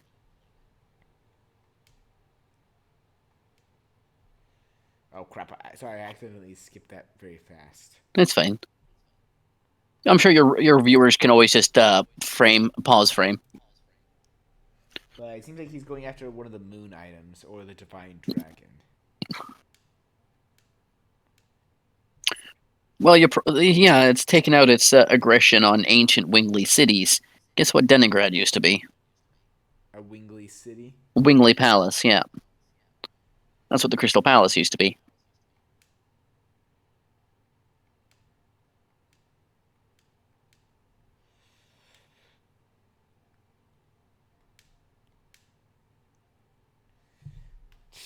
Yeah, don't make our big healer stay behind. That's the worst idea in any RPG.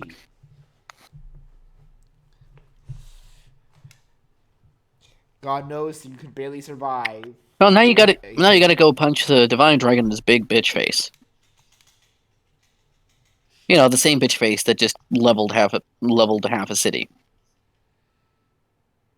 by shooting apparently magical missiles out of its chest. I'm gonna cast magic missile. Actually, it's called the attack is called Divine Dragon Ball. I wasn't even referencing that when I said that.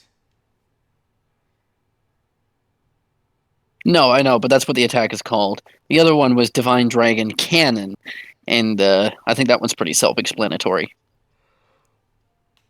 Uh-huh. Yeah. Now, up to this point in the game, it's been some pretty aesthetically cool, or at least aesthetically pleasing locations. I guess there's one of both. Like aesthetically cool, you get places like Helena Prison or the Village of Hoax. No, those are cool.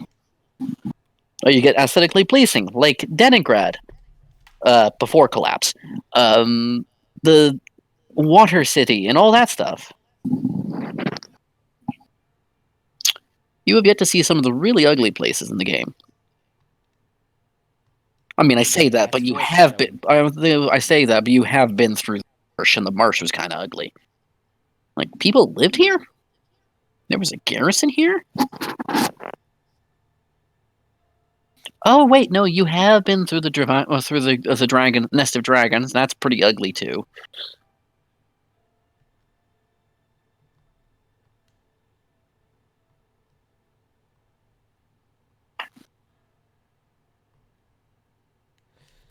Rose doesn't seem to get along with Miranda. Away, hey, row, go. Anchors on board and the cables are stored where you roll, licking then I can't do that all in one breath. Not when I'm bloated with tea.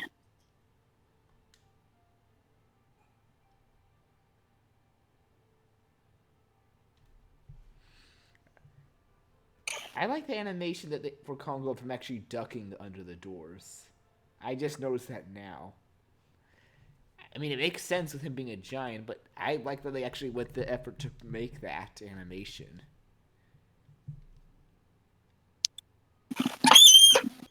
Instead of, his head clipping through doors.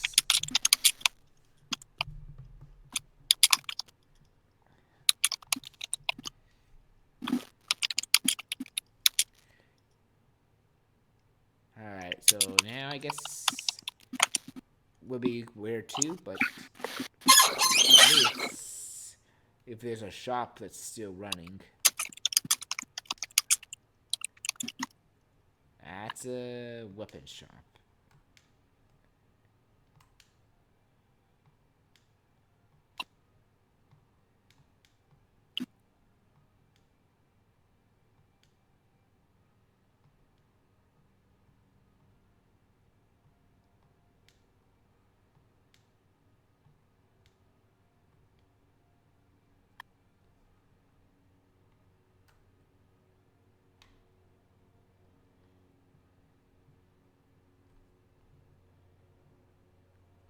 Oh shoot, that's what I'm forgetting.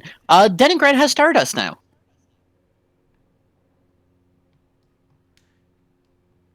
There's actually Stardust in the city now. So on your right here, see these? Yeah, there's another one there. Keep looking for it. Keep searching. It's in a slightly different spot, but it's this two on those blankets. Not you. There you go. There it is. No, Stardust. Okay,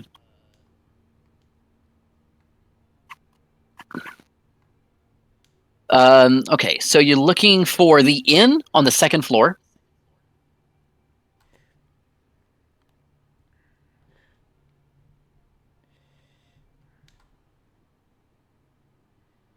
Second floor, second floor. where they've built a new clinic because the old one got trashed. And you're looking for the controls. There you go. And there's two more, both in the palace.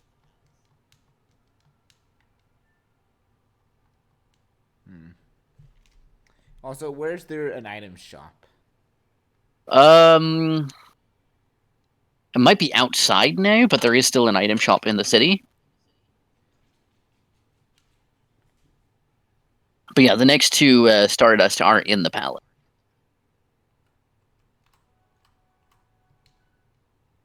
Let's at least save first, so in case I get a power outage, we don't lose the progress.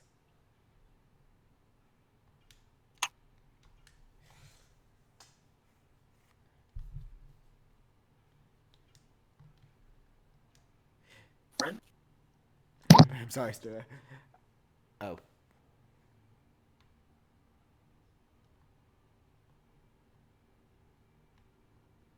I guess, well, he's... Let's find those last Stardusts. Over here.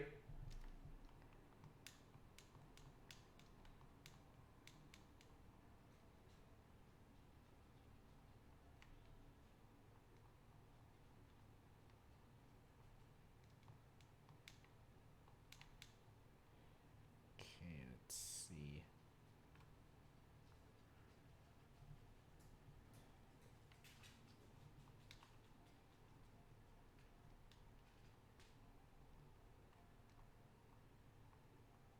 Okay, so there's one up to the left, right in there, somewhere in those crystals that you're standing in now. And the last one's in the throne room. Where the door to the room to the right of the throne room used to be. Also, yeah, I'm... In the rubble there. That's all the Stardust. That's all. Now, there should be an item shop somewhere down in the city. I wouldn't know. I rarely go to item shops in this game.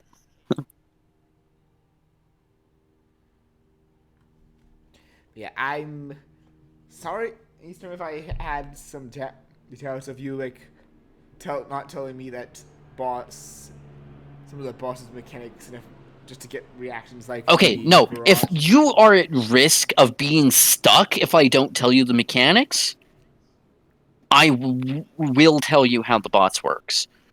If leaving it, not telling you at all, still makes the boss beatable, but more entertaining for the viewers, I'll keep my lips shut. Anyway, there's two vendors side by side where the weapon shop is. One's item, one's weapons.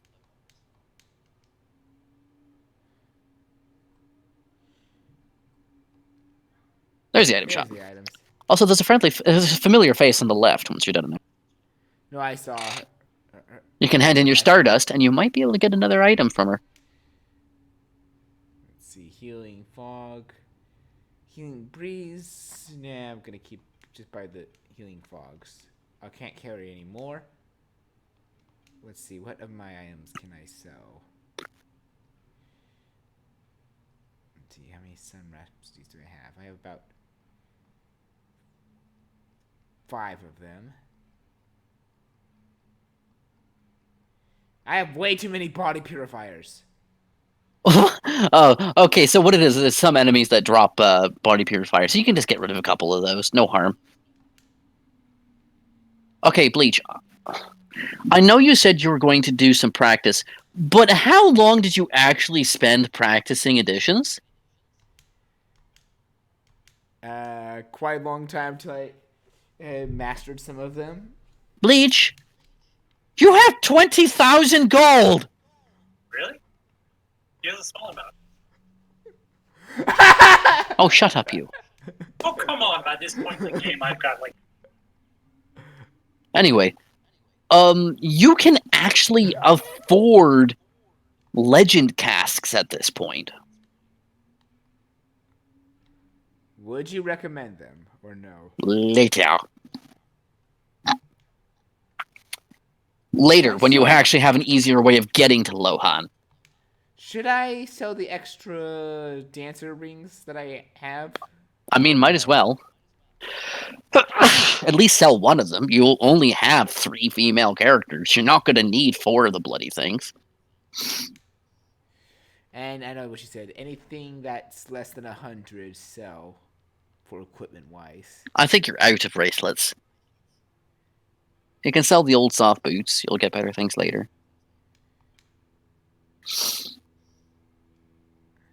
Yeah, everything else is at least 100 or more, so nope. So this game does a good way of making you reuse the arms, some of your old equipment again. It just gets your money back. You really don't have to. You have 255 slots for equipment. Like the arm bands and bracelets and such. Well, they're just useless and make it harder to find things in your inventory. What I was saying is, like, you can switch out, like, if you don't need the dancer's ring for a certain occasion, you can switch it out for what's more useful in battle. Yeah, or if you find an enemy that has stupidly high speed and it's hard to keep up with them, you just dump dancer's ring onto all your females. Onto all your female characters, and bandit rings onto all your male characters. Trust me, few things is scarier than Dart with 90 speed. Except for maybe Kongol with 70. That just there. No comments from the peanut gallery. What?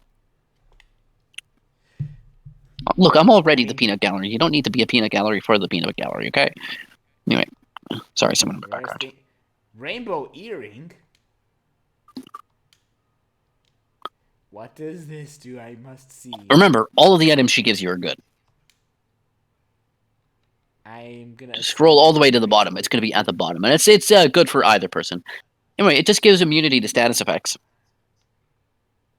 There are points in the game that will be useful. You don't need it now, but it'll be useful. What does the War God Sash do again?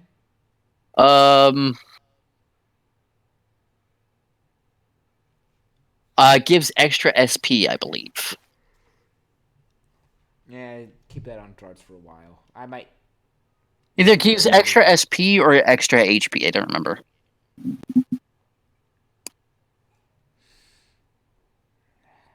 Now I'm hoping. You know what this game needs? What? I wish it had an item that would boost XP.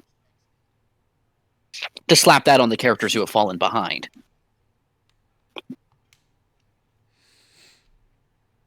That could be useful. Well, you know, just like slap it on to Shauna after you complete the Shrine of Shirley, because she's usually 2 or 3 levels behind by then. Or if it's Shadow playing, she's like 9 levels behind. What? Am I going the right way? Yeah, into the Evergreen Forest. The Evergreen Forest is like the hub for this area. You have to go through it to get anywhere. You have to go through it to get to Neat, you have to go through it to get to the Deningrad, you have to go through it to get to the Fernie, and you have to go through it to get to the Mountain of Mortal Dragon. I think I know which way to go then. There was one path that was blocked off to me because monsters. So you're going left by left by left. That little winding path.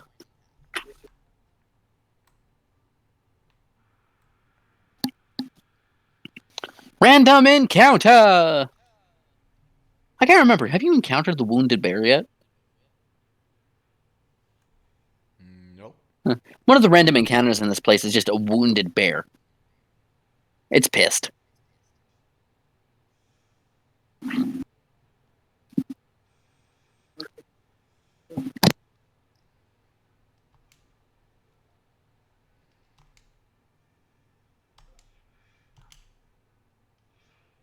Dang it, that one also tricks me. I hate the timing on Hardblade. I hate everything about Rose's addition chain. The last. God. I think Rose just outright has the hardest addition in the game in the end, though. Okay, that time I hit the wrong button on accident because I was expecting an X. When you get too used to... Just remember to kill the bird quickly before it starts charming people. No, I missed! And you missed.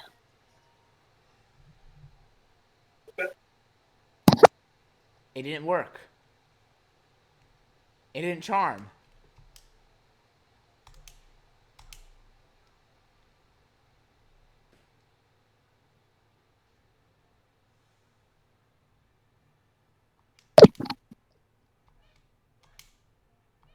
Now, once you get once you get it once or twice, Meru's editions all become super easy. Except for Cat's Cradle. You seem to have one addition you hate for every character. Not always. Except maybe Congo. Except maybe Congo. You probably don't have an addition you hate on him. I mean, not everyone has an edition I hate. Congo editions I hate because they're all painfully easy.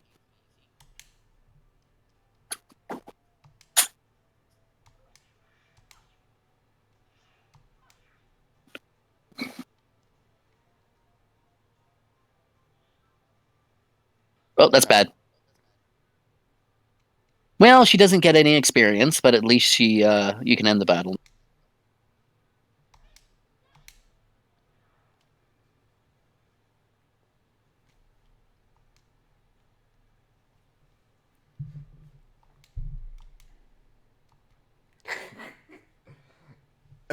At least petrification doesn't last after battle.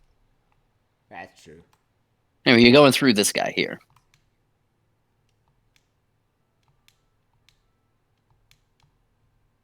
That's a hell of a name for a location, though. Mountain of Mortal Dragon. Like, if that doesn't scream final boss, I don't know what does. What does it? Well, yeah, I don't know what does. Oh, we're at the end of the game already? What? You say that doesn't scream like final boss. It screams final boss. It's not the end of the game, but it sounds like a final boss name. I know, that's why I was joking. Mountain of Mortal Dragon, though. Hell of a name.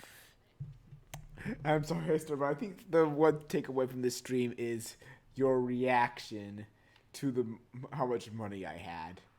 That's a lot of money. Like, I don't usually have that much money. This, unfortunately, is the case you have to deal with me when it comes to streaming or LPing RPGs, regardless if it's blind or not. I mean, I am the one who told you to practice off screen. Like, I should have seen this coming. Admittedly, I didn't expect you to put that much effort into it. Menacing. You should know me. I'm an RPG maniac here. I don't think she got affected. I think. I mean, bear in mind that you should see me in playing Pokemon. You give me a lucky egg, and I break the game over me.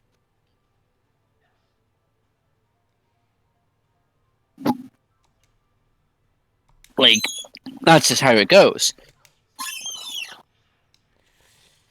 I remember one playthrough of Leaf Green. I lost my patience and ended up with 20 chances in my boxes trying to get a lucky egg.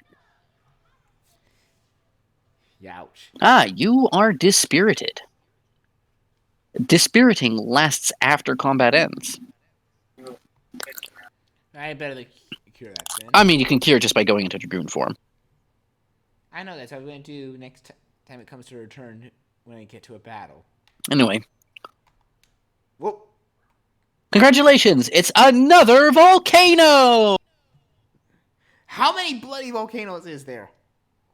I mean, less than real life. True. I think less. Heck, I don't. Anyway, I go. remember when I said aesthetically pleasing was about to come to an end? Yeah, this is like no. Welcome to many Purple characters. Rock and Dead Bodies. And look at the size of those bones. Jeez. This kind of. And those weren't even the biggest things ever on this mountain. Even the elephant graveyard in the Lion King looked better than this. The animated Lion King, not the live action. I haven't seen the live action and probably won't ever. Don't. If you saw the animated, you're not missing much. Yeah, it's the same thing, but in live action and less music. I hear Aladdin was basically the same thing.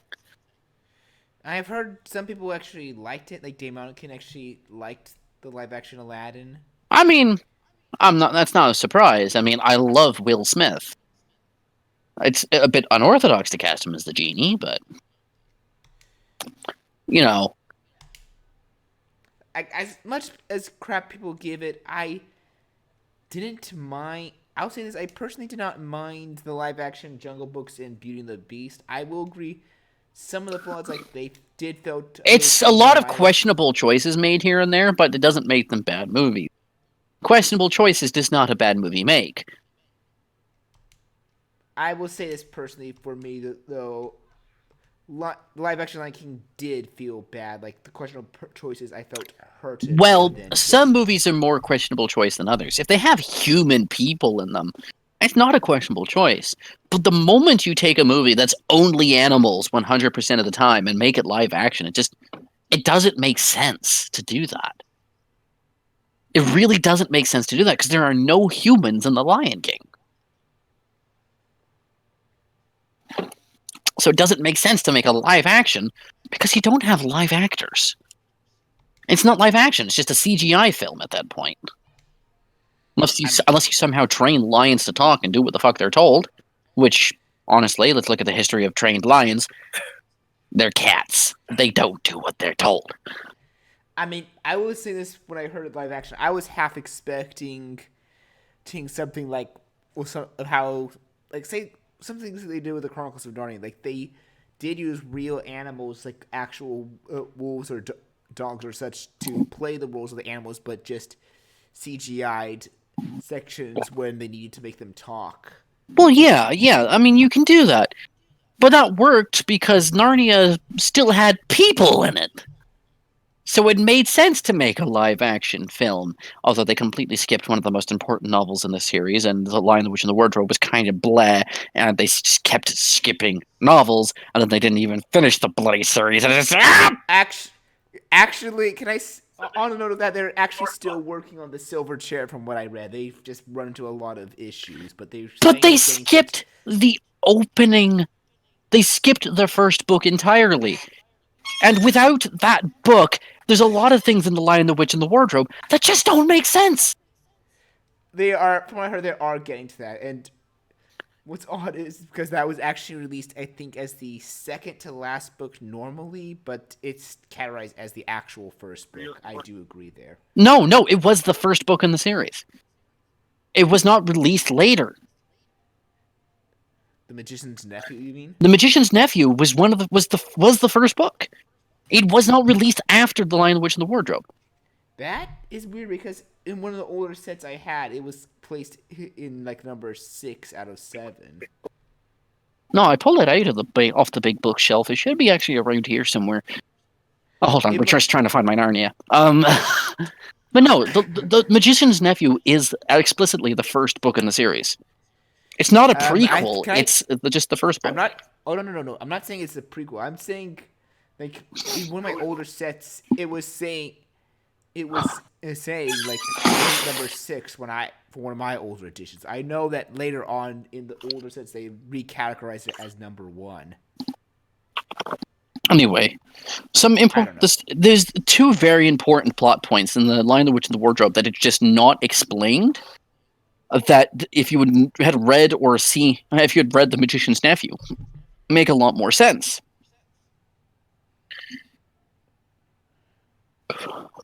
Also, yeah, most of the monsters here are dragons, by the way. Or, like, lesser dragons, not big dragons.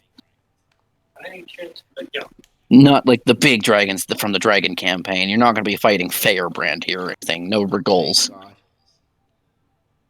Thank God. Although, let's be honest, Firebrand without a Dragoon is a pushover. Regol is a pushover, too, because its magic resistance is non-existent.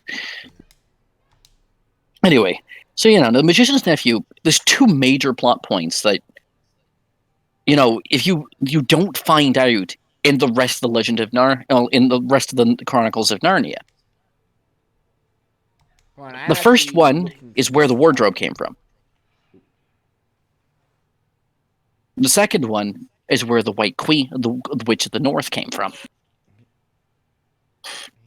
1955 was when The Magician's Nephew came out.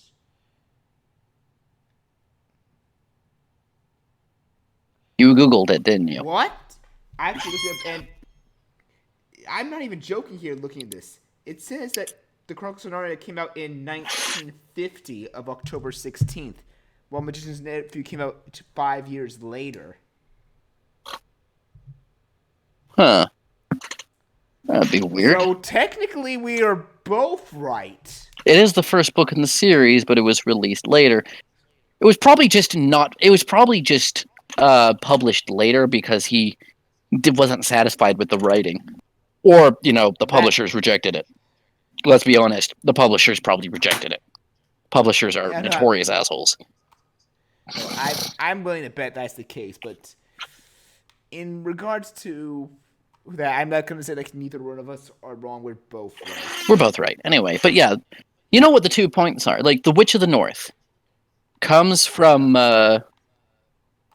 it comes from a dying world. She is not from Narnia. She's about as Narnian as the humans. Yeah, I have no doubt though that they're probably going to get to that story though, because the way I'm seeing, like they're need to first finish up the silver chair, which they have had major delays on, and I think said sometime past 2020. I don't remember if it was 2021 or 2022. They said they'll finally release the Disney Narnia version of the silver chair. The other thing is the wardrobe. The wardrobe is the biggest mystery of The Lion, the Witch, and the Wardrobe. Do you know what the story behind that is? Do tell me, because it's been a while since I read the book. So the original way to get to Narnia is there was sets of rings, green rings and yellow rings. If you wore a green ring, it would allow you to go to this mysterious realm between worlds, an endless forest full of pools of water. You jumped into a pool of water, you'd come out another world. You needed a yellow ring to go from this hub world into the other world. There's 3 sets of rings. One for Polly, one for Diggory, and one for the Witch of the North in the end. Eventually, they took these pools of... Eventually, these rings, at the end of the book, Diggory wants nothing to do with these. Nobody else should be using these. These things are dangerous. The Witch of the North happened. They accidentally grew a tree that's a fucking lamppost. Oh my god, that was so hard to do, and I don't even know if I successfully did Hard Blade. No, that was successful. You actually pulled it off. Wow. Barely. But yeah, the rings, what Diggory did is to get rid of them, he buried them in his backyard. Well, he buried them in his uncle's backyard. And these rings grew into a tree. Eventually, the tree got cut down and made into a wardrobe. And thus, the wardrobe to Narnia was made. Oh, yeah, that's another 4. You're getting there. Hey, well, I'm impressing Sturm and getting better at it. Terrible joke. Terrible joke, but here, by the way. Getting level 5 on Meru gets you demonetized. Anyway. What? Nothing. Anyway, well, yeah. Actually, that's another mystery of the Lion, Witch, and the Wardrobe that gets revealed. Where that bloody lamppost in the opening comes from. It's a tree.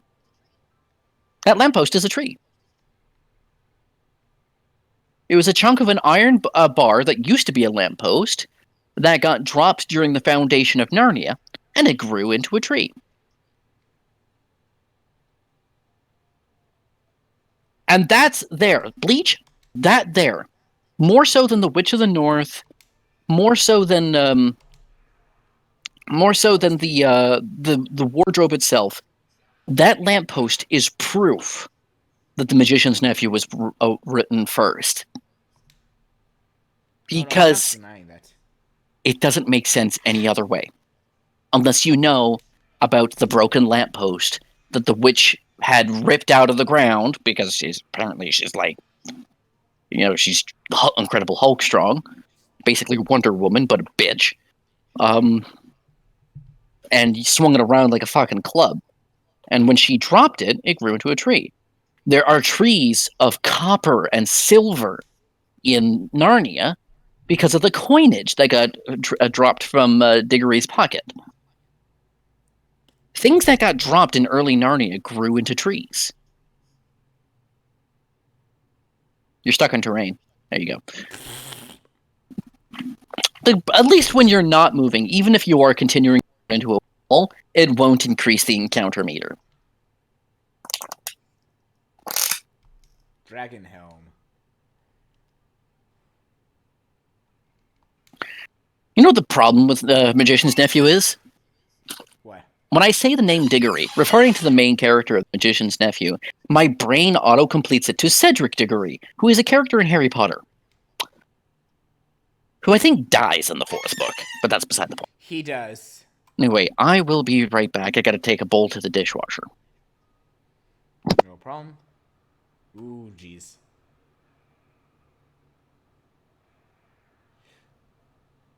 Yep, it's here.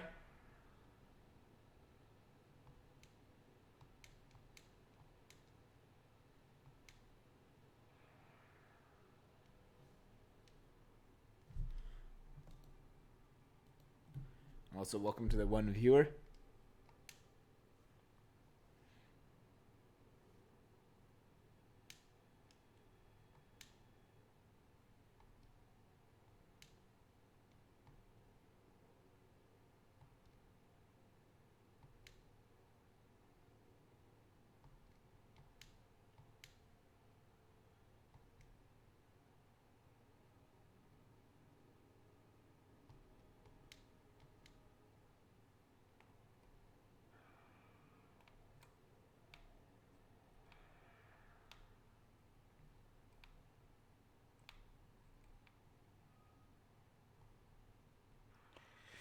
All right.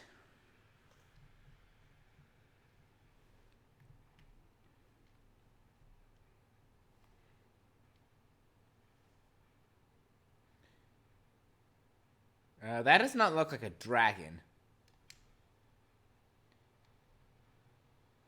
Well, that technically does, but that's a spider. That's a spider.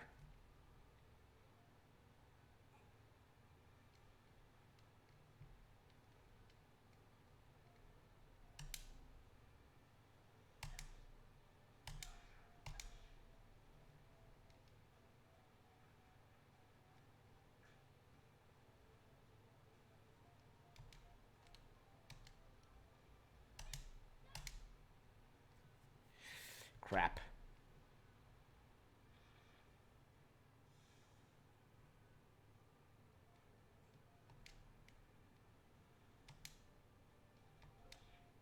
Damn it, that was too soon.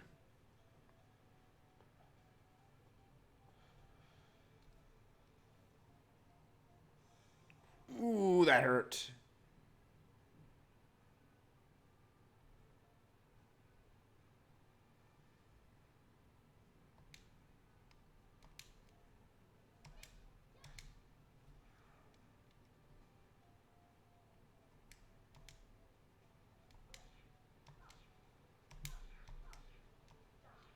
Ooh, too soon. Too soon.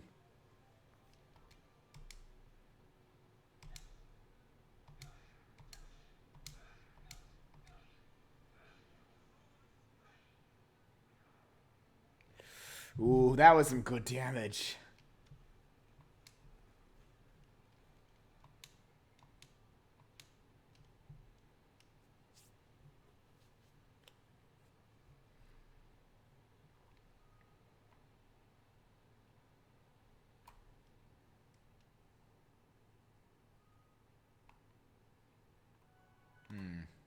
I got a bad feeling.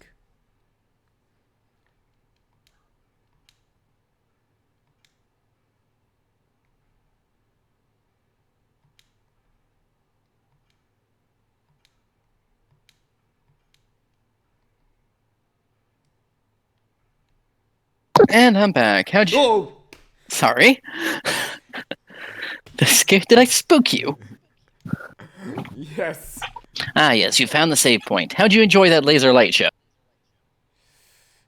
It was interesting. But yeah, I have no doubt after the Silver Turn, after the horse and his boy, they'll get to the magician's nephew. They're probably doing in Didn't they skip the horse and his boy? uh yes and no, because I'm pretty sure it was also in the same case as magician's nephew. I'm not gonna Google the years. I'll let you do that if you want.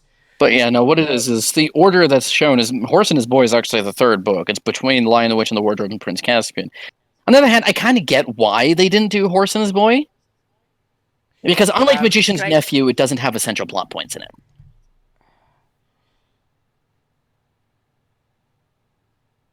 Hello? No, I'm saying like I'm still here. I'm saying like the set I have had it in a different order. The Horse and His Boy was like book 5. So I'm guessing it's the same case in that. Oh damn it, Serb! You made me look it up, and yep, I was right. 1954. Yeah. 4 years after Lion the Witch and the Wardrobe, and 1 year before The Magician's Nephew. Yeah, after Silver Chair. I guess chronologically, like I'm assuming that's just this is the order it was written in. The publishing dates are going to be all different. I'm guessing that's because, again, like I said, I have an older set, so it numbered them in order that they were released, and then they re-released it back in chronological order. Yeah, chronological order as opposed to release order. That's probably why some of the older ones are released in a weird order. And it makes more sense when it's arranged like this. The only one that does really stand out is The Horse and His Boy, because it's very different from some of the others, especially since in The Lion, the Witch, and the Wardrobe, there are no humans in Narnia except for those 4. But after there are. In The Horse and His Boy, there are. And there's less emphasis on the talking animals in The Horse and His Boy. But that emphasis returns in Prince Caspian. So, up and down. Yep. I think, honestly, my favorite in the series is The Voyage of the Dawn Treader. Yeah, the movie version was interesting, but I could barely remember the books of Caspian and Dawn Treader. Dawn Treader. Sorry if I mispronounced. You should know that I... It's the ship that treads upon dawn. It treads upon the ocean seeking dawn. Right. Because it sails off into the horizon, where the sun rises.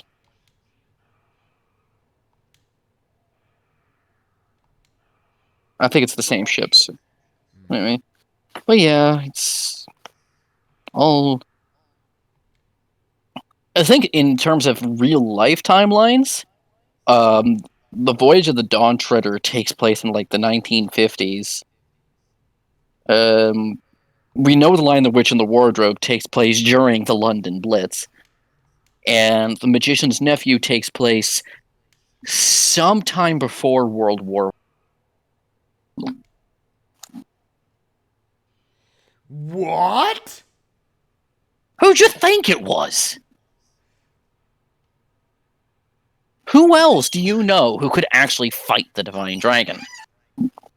I'm just surprised to see Lloyd here.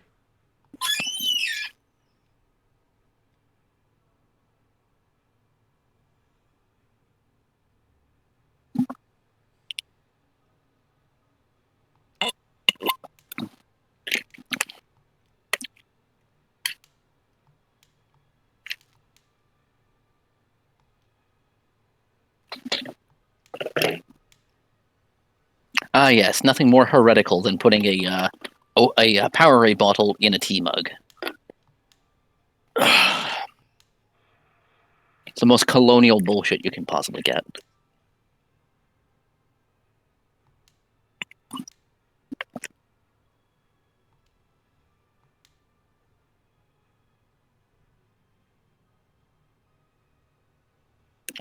They're missing a comma here. Yeah, typos. Oh.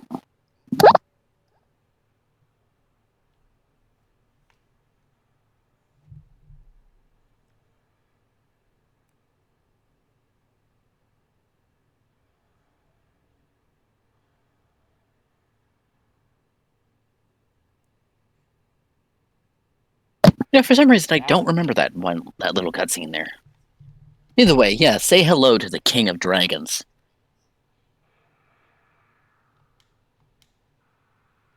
There you go. Yeah. I hope you're not using Kongle. Nope. Good choice. Because this thing eats Kongle for breakfast. Now, this thing is multi-parted. And this has removed any utility any use your Dragoon spirits have. But I'm assuming has in turn weakened it. It's weakened the Divine Dragon, yeah. Otherwise, because if we try to go in without it, we wouldn't stand a chance even with Dragoons. Anyway, this thing has multiple parts you can target. This is gonna hurt. Never mind. I used it on the one person who it's not actually a threat to.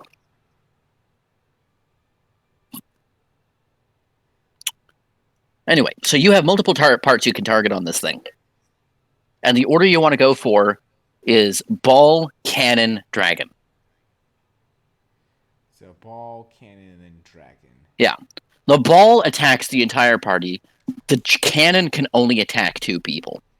Shit. And with the gray, I think I remember you saying that's... Non-elemental. It has no weakness. It has no weaknesses. Thunder and non-elemental do not have weaknesses. You'd think they'd oppose each other, but they don't.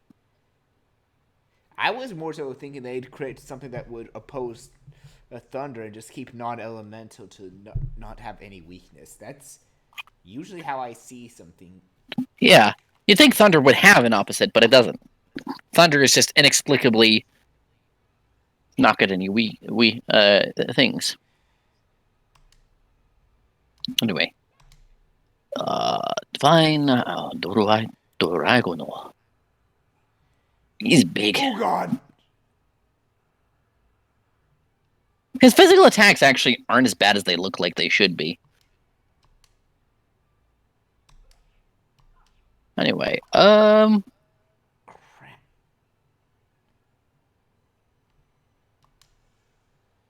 Guard Miru, because you're very low health. So, the Divine Dragon Ball... Okay, so what it is about the Divine Dragon, it actually doesn't have that much health, but it has big offense. And big dick energy, if you will. Actually, speaking of which, when Miru's at decent health, consider using attack items on this. I'm almost thinking of just using one of my healing fogs on Dragoon Spirits won't work. next turn. I said healing fogs, not... Well, yeah. But use magic items on the Divine Dragon because it actually has remarkably low magic defense.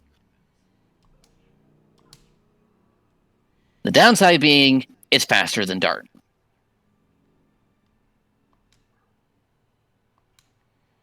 Good thing I bought all those healing fogs.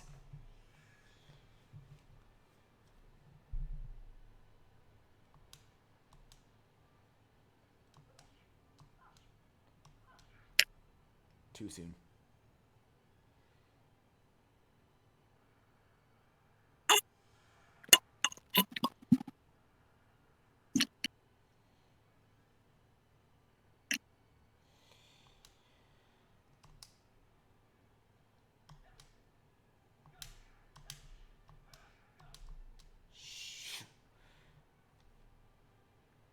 Oh, never mind. Don't hit it with magic. Don't use it. Hit it with magic. Never mind. I just remembered what happened. I remember what happens when you hit it with magic now. It'll cast fear on the entire party. Yeah, that's not a good thing. That's negative good. Oh, Yeah, this thing has high physical defense, but low HP. The body only has 5,000 health. It has about as much health as the Grand Jewel did. But, as you can recall, the Grand Jewel fight dragged on. Because it kept lowering your level. Which was bullshit. Indeed.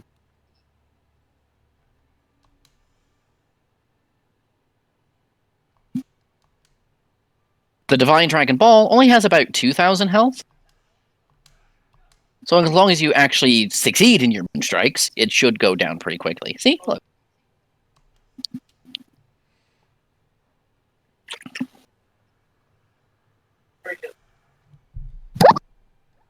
So am I actually attacking what I think I'm attacking Luke on it, just by the target name?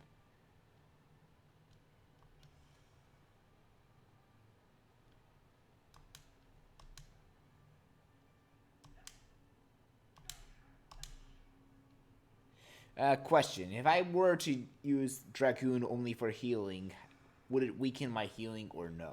It doesn't weaken the healing because the healing is percentile based. The catch is that Meru would be trapped in Dragoon for 2 more turns. And do you know what your defenses are like in Dragoon for when fighting the Divine Dragon? I don't think I want to know. Well, at least when the Dragon Block Staff is up. How do I put this?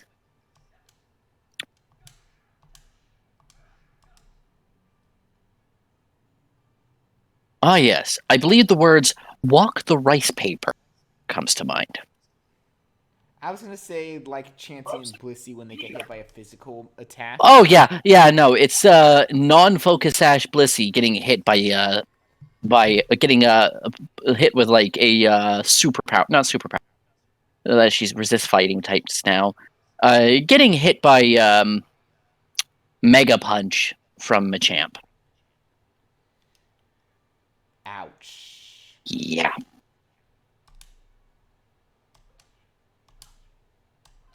Or a better example, actually, would be Blissey losing a fight with a poison claw, poison jab. I'm trying to think of a better example. Oh, I'm not sure if I showed you this, but Actually, yeah, your defenses when in Dragoon form when fighting the Divine Dragon. Imagine for a second. Imagine for a second. What's a good example? Who's he attacking? Oh yes. Oh, That's gonna hurt. Oh, that will hurt. She takes double damage from that. I am so sorry, Meru. Not really. Meru has the highest magic defense in your party right now, aside from like Miranda. Oh. Never mind. I was worried over nothing. Anyway, since your additions aren't terribly successful that often, I'd say break down the ball and then focus down the body and just ignore the cannon. You don't get any extra rewards for killing the cannon separately, and it rarely goes off, and you get a countdown before it goes off.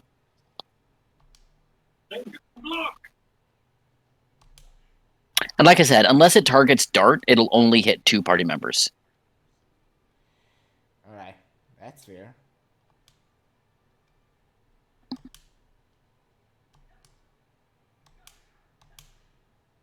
Damn it. But yeah, I'm not sure if I showed you this video. I'm gonna have to probably find it up on YouTube, but have you seen one of the most confusing Pokemon battles on YouTube? Probably not. I don't watch a lot of Pokemon content. Pokemon Boy Shonen, it's actually like someone on Pokemon Shonen fighting a random guy, and he had I'm not even kidding you, an Oranberry, I think it was a Focus Sash Oranberry Blissey. How do you have Focus Sash and Oranberry? Oh no, it was not it was just an Oranberry. Oh wait, no. Oh wait, it's not Focus Sash. It was just a Blissey with an Oranberry, and I think it was attempting. I don't remember what movie it was trying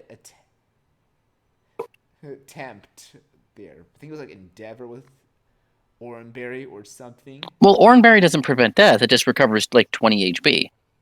10 HP, yeah. It's weaker than a citrus berry, so it was like It's weaker than a potion. That's why I think the person was so confused because that's weird. He saw like they were In Bleach, The stream's looking kind of dark here. Like the light level just went down. I think I might know why. Oh, there we go. Might be- That fixed it. Okay, yeah. It's probably just one of the capture card cable was getting out of whack. Because this is still a rock steel capture card. I have yet to get some kind of adapter to basically make this game the equivalent of an HDMI quality. Ah, okay. It's still pretty good quality regardless, but I don't have an upscaler. Anyway, lay into the big fella. Like I said, kill the Divine Dragon Ball and then go for the head.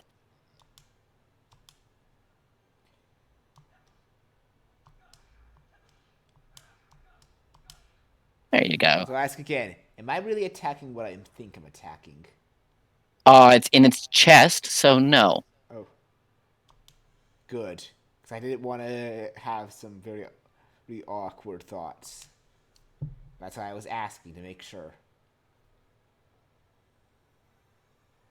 Now, what's it going to do now? That means magic. Rose, and she's guarding.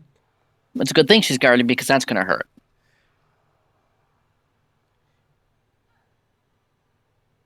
No, it would have hurt. It would have done about 200 damage.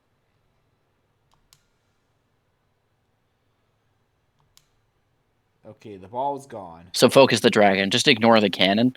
It won't go off it rarely ever goes off and will only hit... it is unlikely to hit the whole party. And even if it does, you should have time to guard.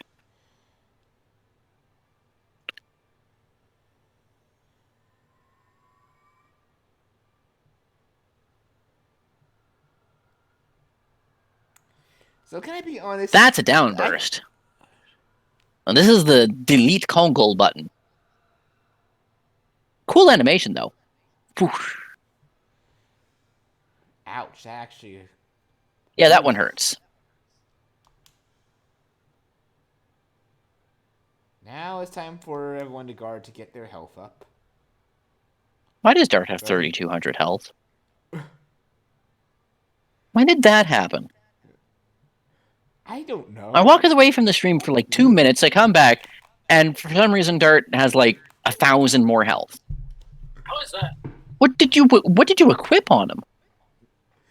I don't know. Anyway. I think I put back his war. Oh, you gave him the satchel. ring. Or the helmet. I can't remember if it's a ring or a helmet. Oh yes, the dragon helmet. That's what I did. I put that on him. Anyway, heal up and lay into the big guy. At this point, guard heal or with Dart guard heal, he's got a lot. He's got enough health.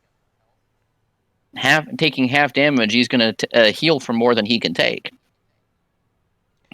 I really don't want to use my last healing ray unless I have no. I wouldn't recommend it. No. You're probably going to need the healing rain for a later boss fight on this disc anyway. Yeah, because I'm assuming I'm still far from the end of disc 3. Yeah, no, disc 3 has a surprising amount left to it. Like 1, 2, 3.5 more regions. And another half dozen boss. No. Did I just hear a hidden boss? No hidden boss. The hidden boss, the secret boss is on disc 3, but you can't access it on disc 3 until disc 4. But If then that you makes have to go sense. Back to disc 3 to get to the boss. Yeah. You can actually go back to previous discs in this game. Yes. Back to disc 1. No, you can't actually go back to disc 1. It actually takes you back to disc 2. But, yeah. The disc shuffling is surprisingly fancy. Anyway, yeah. I think you're at this point where just Dart alone can probably grind down the dragon bit by bit. While everyone just tries to catch back up in their healing. While you hope to get lucky with the dragon's attacks so that they can actually participate in the fight. I mean, if I need to sacrifice a healing fog just to heal Dart, I can risk that, but that's only if I do. I mean, if it keeps using burnout on Dart, I don't think that's going to be an issue. If Dart guards, he'll take 50 damage from that. Like 50. Even that barely did a lot of damage to the point I'm like, I don't even... Nah, one guard should be fine still.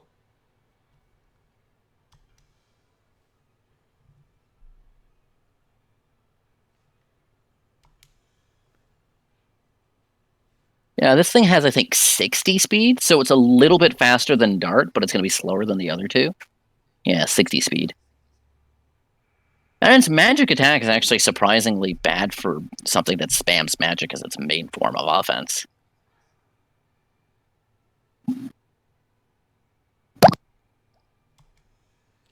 Yeah, that is very interesting.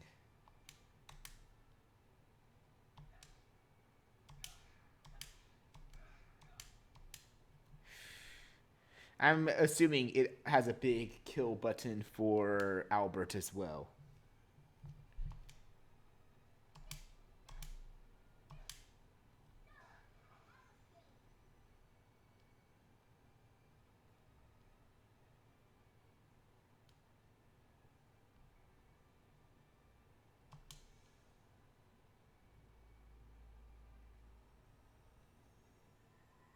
Go on, attack Dart. Or you can attack Rose. That's fine, I guess. Sort of. But yeah, I think after we kill the Divine Dragon, will probably be a good spot to end off the stream for now. Oh, yeah.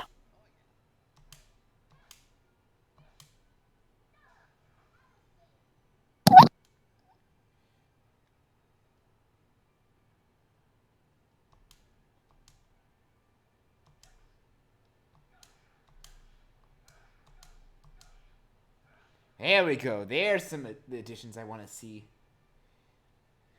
Man, putting the attack ring on Meru makes her do almost as much damage as Dart. At this rate, you'll have Hammer Spin finished in no time.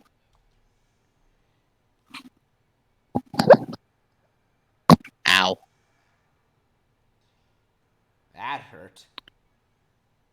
Its physical stats are its strong point. The catch being is that that's only a fraction of its offensive capability. Too soon. Yeah, that was way too soon.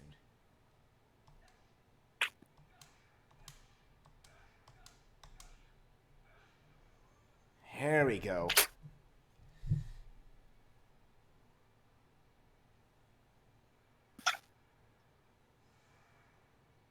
Miss. Missed me, Roo.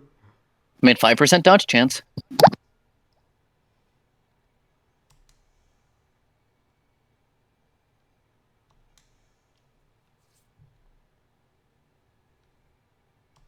Oh, wow, hi. Maybe we got another turn. Ow. I mean, Meru's speed is what, 70? 75. 70. Doesn't go up to 75. That'd be 70, oh, yeah, 70. 75 would be Rose. Rose, that was Rose's. So yeah, Meru is 10 points faster than the thing. Meru and Rose are the fastest ones here. See? Like that. Speed is effectively one of the strongest stats in this game because of that sort of thing. Oh, God. Makes me wonder what this would be like if they actually had the ATB system instead of just basic turn.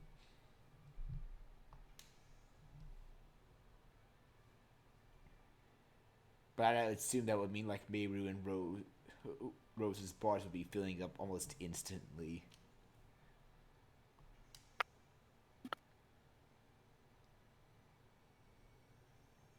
I'm sure you're familiar with the ATB system, though. Active time battle, right? Yes. Yeah, that's what Final Fantasy 4 and onwards used, I believe. They stopped using it after Final Fantasy 9, but yes. After Final Fantasy 8, I think? Oh, after Final Fantasy 9. Which is a shame. I liked the ATB gauge. I really did. I do too. It was more engaging. I understand that it increases the pace of the battle, but also means that it's a little bit less forgiving. I think you could actually change in the settings for several Final Fantasy games between having it be traditional ATB and actual just like regular one at a time combat. Yes, you can. But yeah, the thing was like You can Final do that in Fantasy first one. You can even do that in Chrono Trigger. Yeah. Honestly, I always First played one with was 4. Honestly, I always played with the ATB on because it made things more interesting, faster paced. to me, the best way I can sum it is it offers quick thinking. You can't just say sit here and debate, like, for example, if the Dragon Block staff was not a thing, I could sit here and debate, like, would it be worth going into Dragoon form for this time? Do I want to save it for later? Or do I want to use it now? In ATB systems, you can, if you take that time to think, then they could probably just go, like, my turn again, my turn again, my turn again. I mean, there's nothing to stop you from just pressing the start button and just thinking there. You can just pause the game. True, but I liked never using the pause and just thinking on the fly. That's just how I always did the ATB. I was always just a quick thinker, which, yes, it did add some times of pressure too soon. But it's just something I liked. I like some of the more advanced thinking, like the ATB and even what the Tales series offers with its linear motion battle system. I don't know, I've just grown to love more than the traditional turn-based RPGs. I mean, I definitely like systems that use speed better than like use speed to affect turn count and order better than Final Fantasy 1 through 3. Whereas just one side goes, then the other side goes, then the other side goes, then the other side goes. It's just annoying. Where they only, I think they only used agility to determine the number of attacks and the dodge chance. Which, while that works, is But I think it was influenced by Dungeons and Dragons because you only get one turn in D&D. Well, unless it's 3.5 and you spam the celerity chain, but that's beside the point.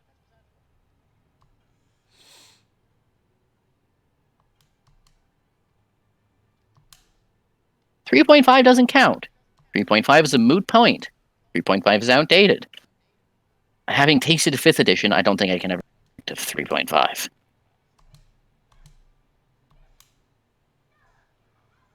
Although I'll admit I am tempted to try Pathfinder, even if it is just 3.5 plus. Start guarding. Everyone guard.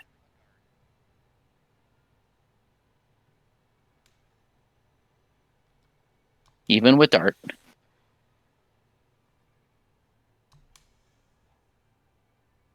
I just want to see how low was his health on that. Like I said, the cannon rarely ever comes up. In a lot of cases, you can finish the fight without ever seeing it.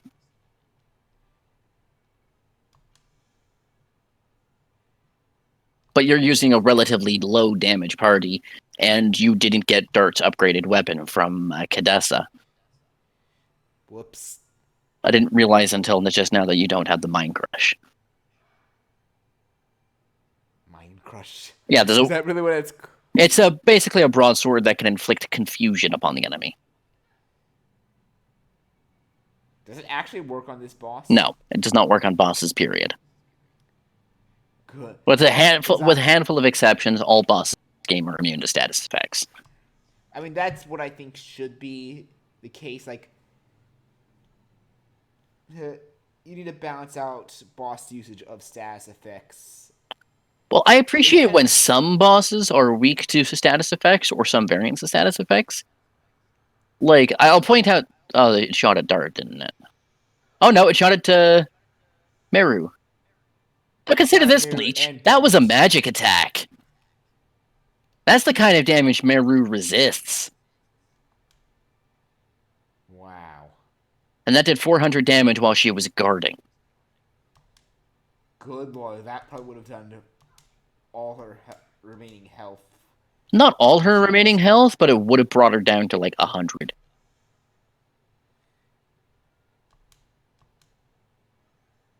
But like I said, Divine Dragon Cannon rarely actually comes up.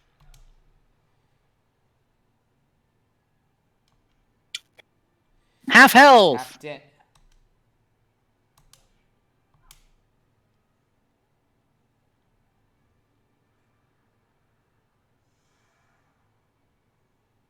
Not really, Introverted Owl. it'll just go off whenever it bloody well wants. It's going off again. I've had it go off on turn 1. It's just all RNG to decide. Yeah, and that actually is disproven. There we go. The only situational attack he has is his roar, which he will use in retaliation for magic attacks. What the? There we go. Maybe a cable's loose or something. Yeah, I just had to move it. But yeah, but when I actually checked the first time he was doing the cannon, the arrow was blue, which meant he was not even anywhere near half. It doesn't mean he was near. It means he was over half health. Yeah. But it means explicitly that he was not below half health, which is usually when extra abilities activate on normal enemies. But most bosses don't have half health abilities.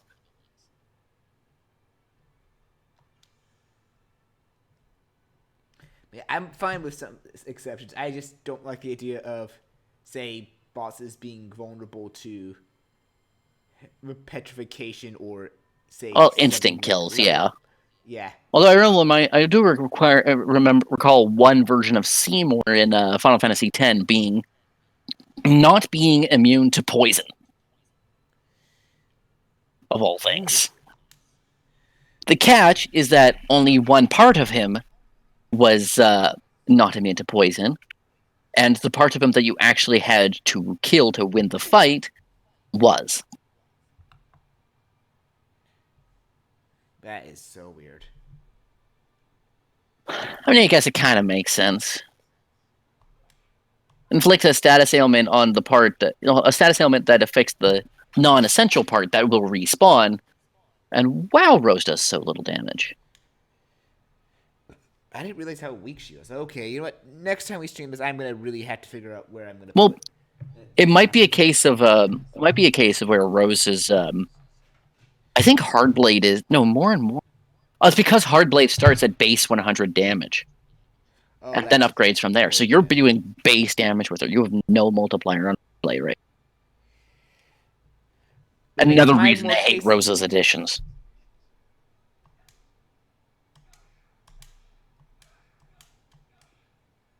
But it might have a case for the whole instant kill thing comes from a video I remember seeing in regards of Final Fantasy V, in which apparently one of the battles against X-Death, you could use some abilities on him to reduce his level, thus killing him with, I think, level 5 death or something. Level 5 death, yeah. I mean, that's just clever thinking. I don't mind rewarding things like that. Another thing I appreciate is, for example, in Final Fantasy X, there's a boss that is not immune to instant death effects, but if you use an instant death effect on him, it heals him to full. Because he is undead. But I guess Phoenix down. I mean, that's the same case with one boss in Final Fantasy IX, the Soul Cage. You can actually kill him with a Phoenix down. The catch with Final Fantasy X, though, is that if you kill the boss with the Phoenix down, you miss out on all of the treasure chests between him and the next area. And there's some valuable stuff in those chests. I don't know. I guess it's different people, but I don't like the idea that was for Final Fantasy V personally.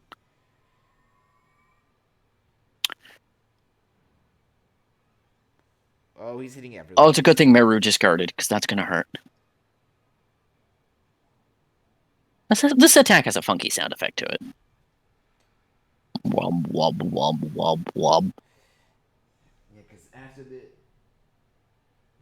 I gotta really walk my dog, because it's getting close to his bedtime, so definitely he needs a walk after this. But yeah, I think one of the most hilarious things I've ever seen, I think it was Cryotic when he was playing the game. He used special on the first turn fighting this thing. And made everyone into Dragoons, and then got a whole party one shot. Ow! Wub, wub, wub, wub. He's being very mean as he's getting close to death. Thank God it missed. It rose. And you still got to keep guarding, because cannon incoming. Uh-oh. I think Meiru's gonna die. Unless it shoots at Rose. Please, RNG. Please, RNG gods. Please, RNG gods. Never mind. No matter who it fires at, someone's fucking dead.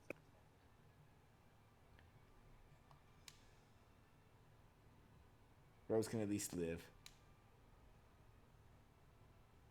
At least I hope, unless it deals 600 even while she's guarding. I mean, Rose does have a lower magic defense than Meru. Nope, I think he's shooting at darts and Meiru. Yeah. Oh, he shot at all three. Yeah, right down the middle. It does more damage to the one that's hit directly. So Meru gets to survive with 27 health. Oh, God! Yikes. That was the ugliest situation that we were in. Goodbye, Meru. I don't think it's worth reviving her. I mean, she will miss out on a lot of experience points if she doesn't get back up. But my HP's too low to revive her is the problem. I mean, Dark could probably get away with it. True. And she would come back with 500 health. I got Spirit Angel's Prayer.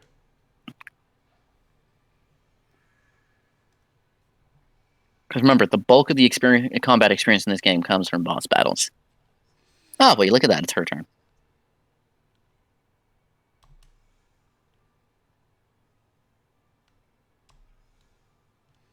Come on, Rose. Let's get your health up.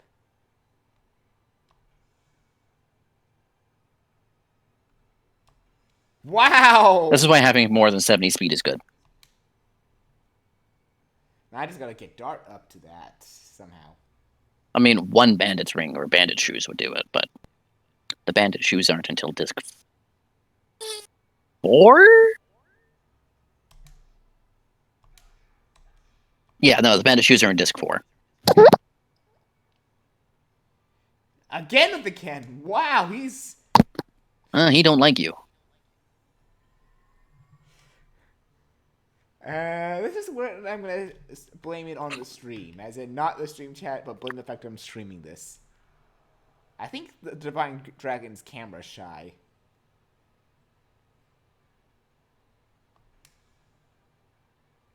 At this rate, you might have to start attacking the cannon. How much HP does the cannon have? 2,000. Actually, no, you got the dragon below half health. Focus down the dragon. Would it be worth just trying to sneak one attack before guarding with darts, or no? Probably. Taking a risk. The most damage he'll take from this for the cannon is 1,200.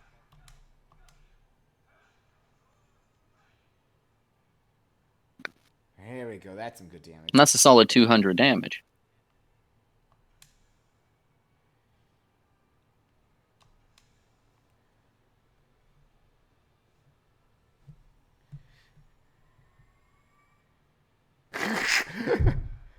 I'm looking at what... Not like this. I don't want it to end like this. This is, I swear, this is the most intense close battle against the Divine Dragon ever. I'm gonna laugh. Nah, I've seen closer. I'll remind you that Cryotic took like brought Kongol on his first attempt. Ouch. And used the Dragoon spirits. Ouch. Woman close to beating him, not close as in getting one-shotted early on, like you said he did. Well, I think Cryotic was also underleveled because he never practiced his visions. Yeah, unlike me. But then again, I blame the fact I practice a lot more in RPGs when streaming or LPing. Well, that and I outright advised you to. Well, you did advise me to, but it's also my nature to, due to my first LP being Hyperdimension Neptunia on the PS3, and I did also keep making fun of you for it. I was also super underleveled. So yeah, that too is another reason. Divine Dragon, stop ruining the camera.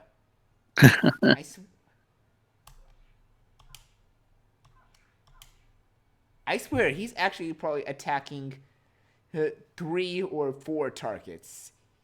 Either 2 or, if not all, of my party, and the cameraman.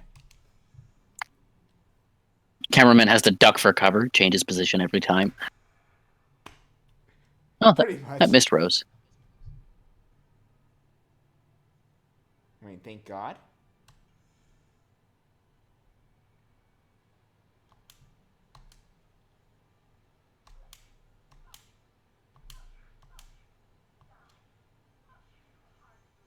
Oh, Hardblade is leveled up. No, it hasn't. Yes, the damn. I just realized they can't level up in battle. Never mind. Silly me. That hurt. Well, no. It hurt Meru, but that's about it.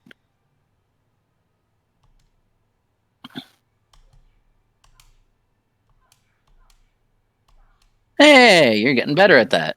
As long as nothing counters it. Well, then that's the story with most editions. Ooh! Come on, so close. You're below 1200. Well, below 1200 now.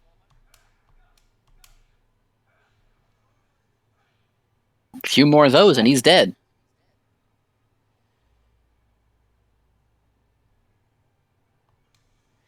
I don't want to risk Miru going at him just yet.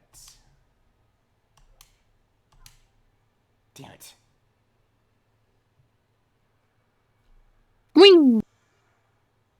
Oof.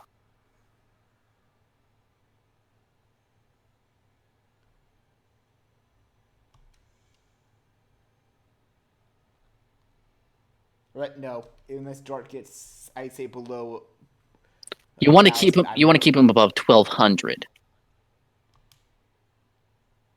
It's like, I think it did like 634 when he went directly with a cannon. So you need to keep him just like a little bit above 1270. While keeping the other two at least above 400 is good. I mean, in Meru's case, you got to keep her above 800 because of the heat wave. It's not gushing magma. It's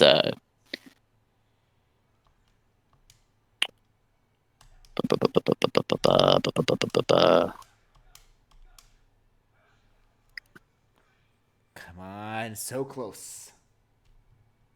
burning wave.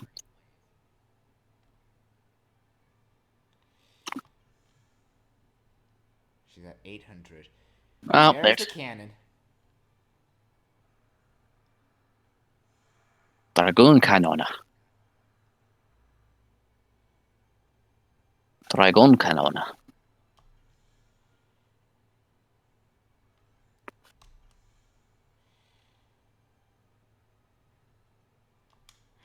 Making a risky play here with darts. I know I'm making a lot of risky plays, but I mean, yeah, but you got to risk it for the biscuit sometimes. Especially when you're this close to putting this thing down for good. that was bad. I mean, hey, 100 damage is 100 damage. Please hit dart or hit Rose since it will only do 96 while she's guarding. I hate you. I mean, at least she's guarding. It's only going to do about like 250. Oh no, no, pardon me. It does that much when she is guarding. So yeah, no. Okay, now is the time for Dart to guard. Yeah. Just guard it, Dart. Just guard it. He's gonna launch the cannon soon.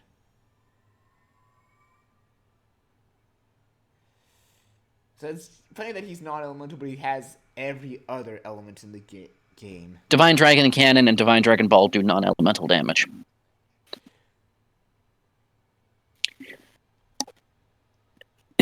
That's how powerful those attacks are. So, I never saw him actually launch the Divine Dragon Ball. It's pretty powerful and it attacks the whole party. That's why I always advise dealing with it first. The cannon has a warning time, so it's not really a big deal.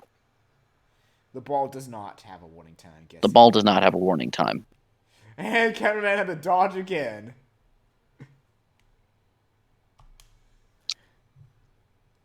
Poor cameraman. Such is the life of a war correspondent.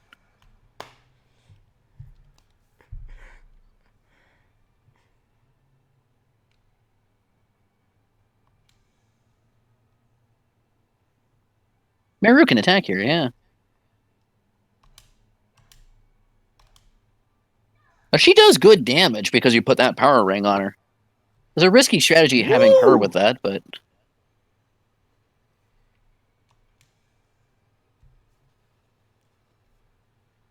Oh, and there goes Meru again. Meru's final edition in the game actually has a 600% damage multiplier. Yikes. At max level, at least. Oof. That actually hurt.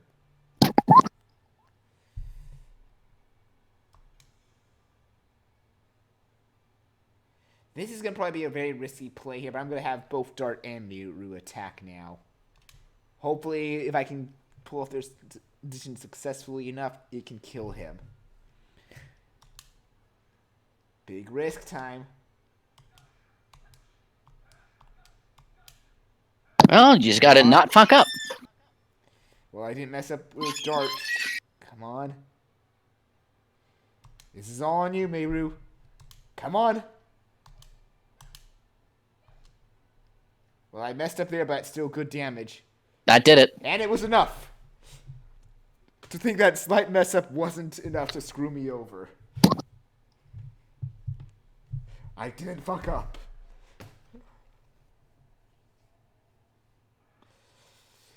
Whew.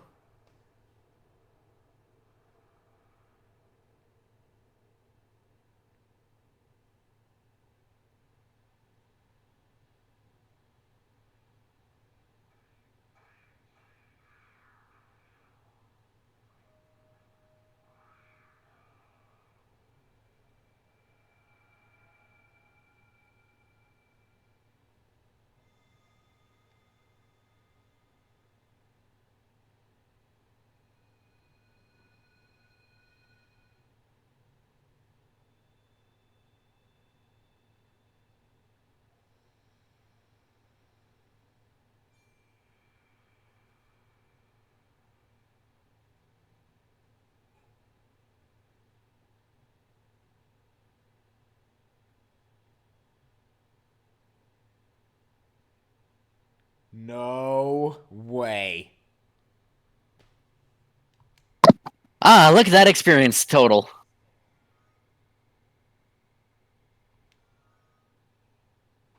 5,000 XP from the people who didn't even fight, 10,000 for everyone who was in the fight.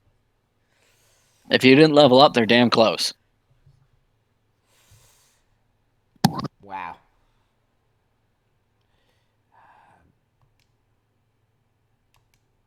Look at that fucking thing. Gotta say, the pre-rendered backgrounds in this game are beautiful. Yeah. That's Or gnarly, in this case.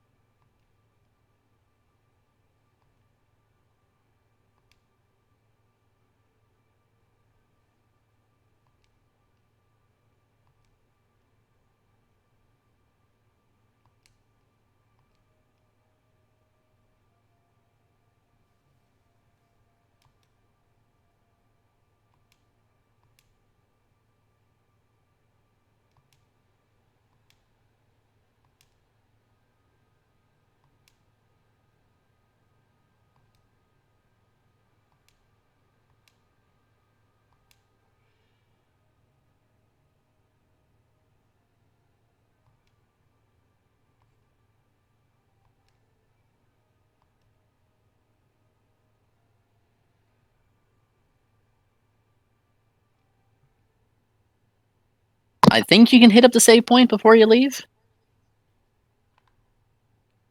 Wasn't the save point right here? No, it should be one section back. Well, hello, battle. So, I'm gonna take a gamble here. The Divine Dragon in this spirit is what's gonna enable whoever is our non-elemental Dragoon friend. I'm gonna guess that right now, but we don't. Oh, this is a good time to use Rainbow Breath. That'll patch up your party right quick. I appreciate you not telling me, but that's just my guess there. I want to see if I'm right or wrong.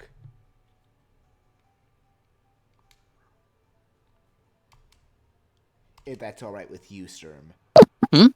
What's all right with me? If that's all right with me guessing, if I'm. I mean, go ahead and guess. Speculation is part of the fun of playing a game blind. It's part of the fun of enjoying any plot line for the first time, be it a book or a game.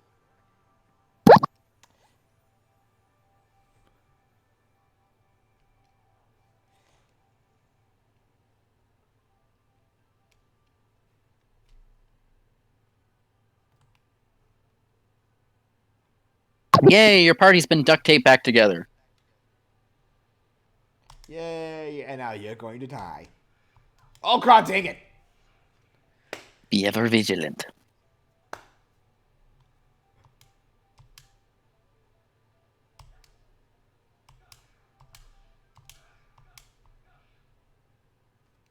mean, that was still good damage.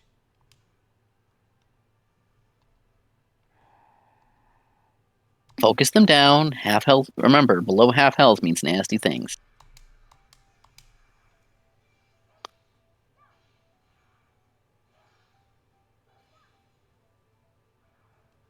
Bye-bye. God damn, that hammer is huge.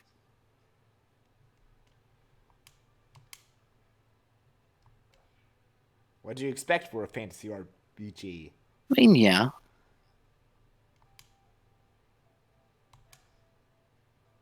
Do you expect like one of those little tool hammers? Well, for one, I expect you to actually hit your opponent. Like this? There you go. Actually hitting the additions helps. I've come such a long way from the beginning of the game, haven't I? Yeah, you have. Now that you've finally figured out how additions work. Well, Dragoon additions work.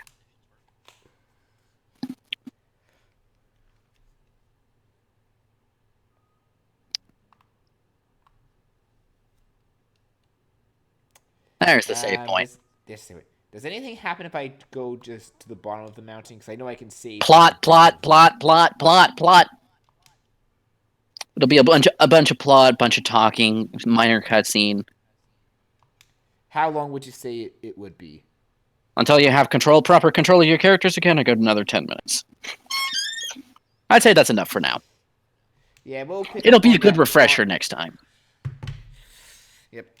Anyway. So that was it. We'll figure out another day when this can come up until Sturm has a constant schedule that he can set. Well, my schedule should be back to normal, so my days off are Sunday, Monday, and I always work a day shift on Saturday, and I have a mix of day shifts and night shifts during the week. I can let you know whenever I have a day shift during the week.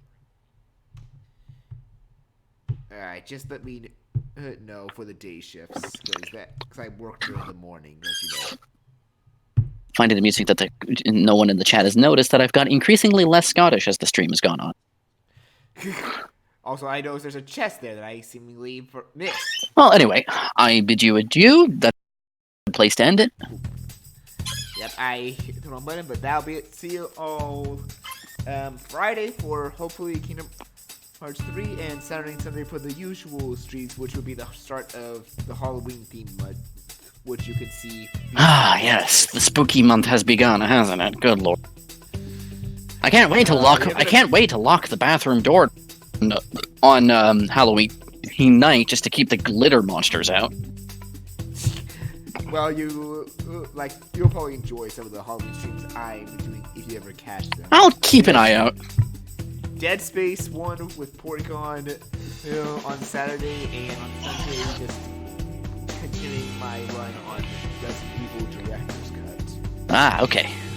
But yeah, that should be good then. Until then, thank you all for joining, and I'll see you all around Yep. next stream. See you folks next time.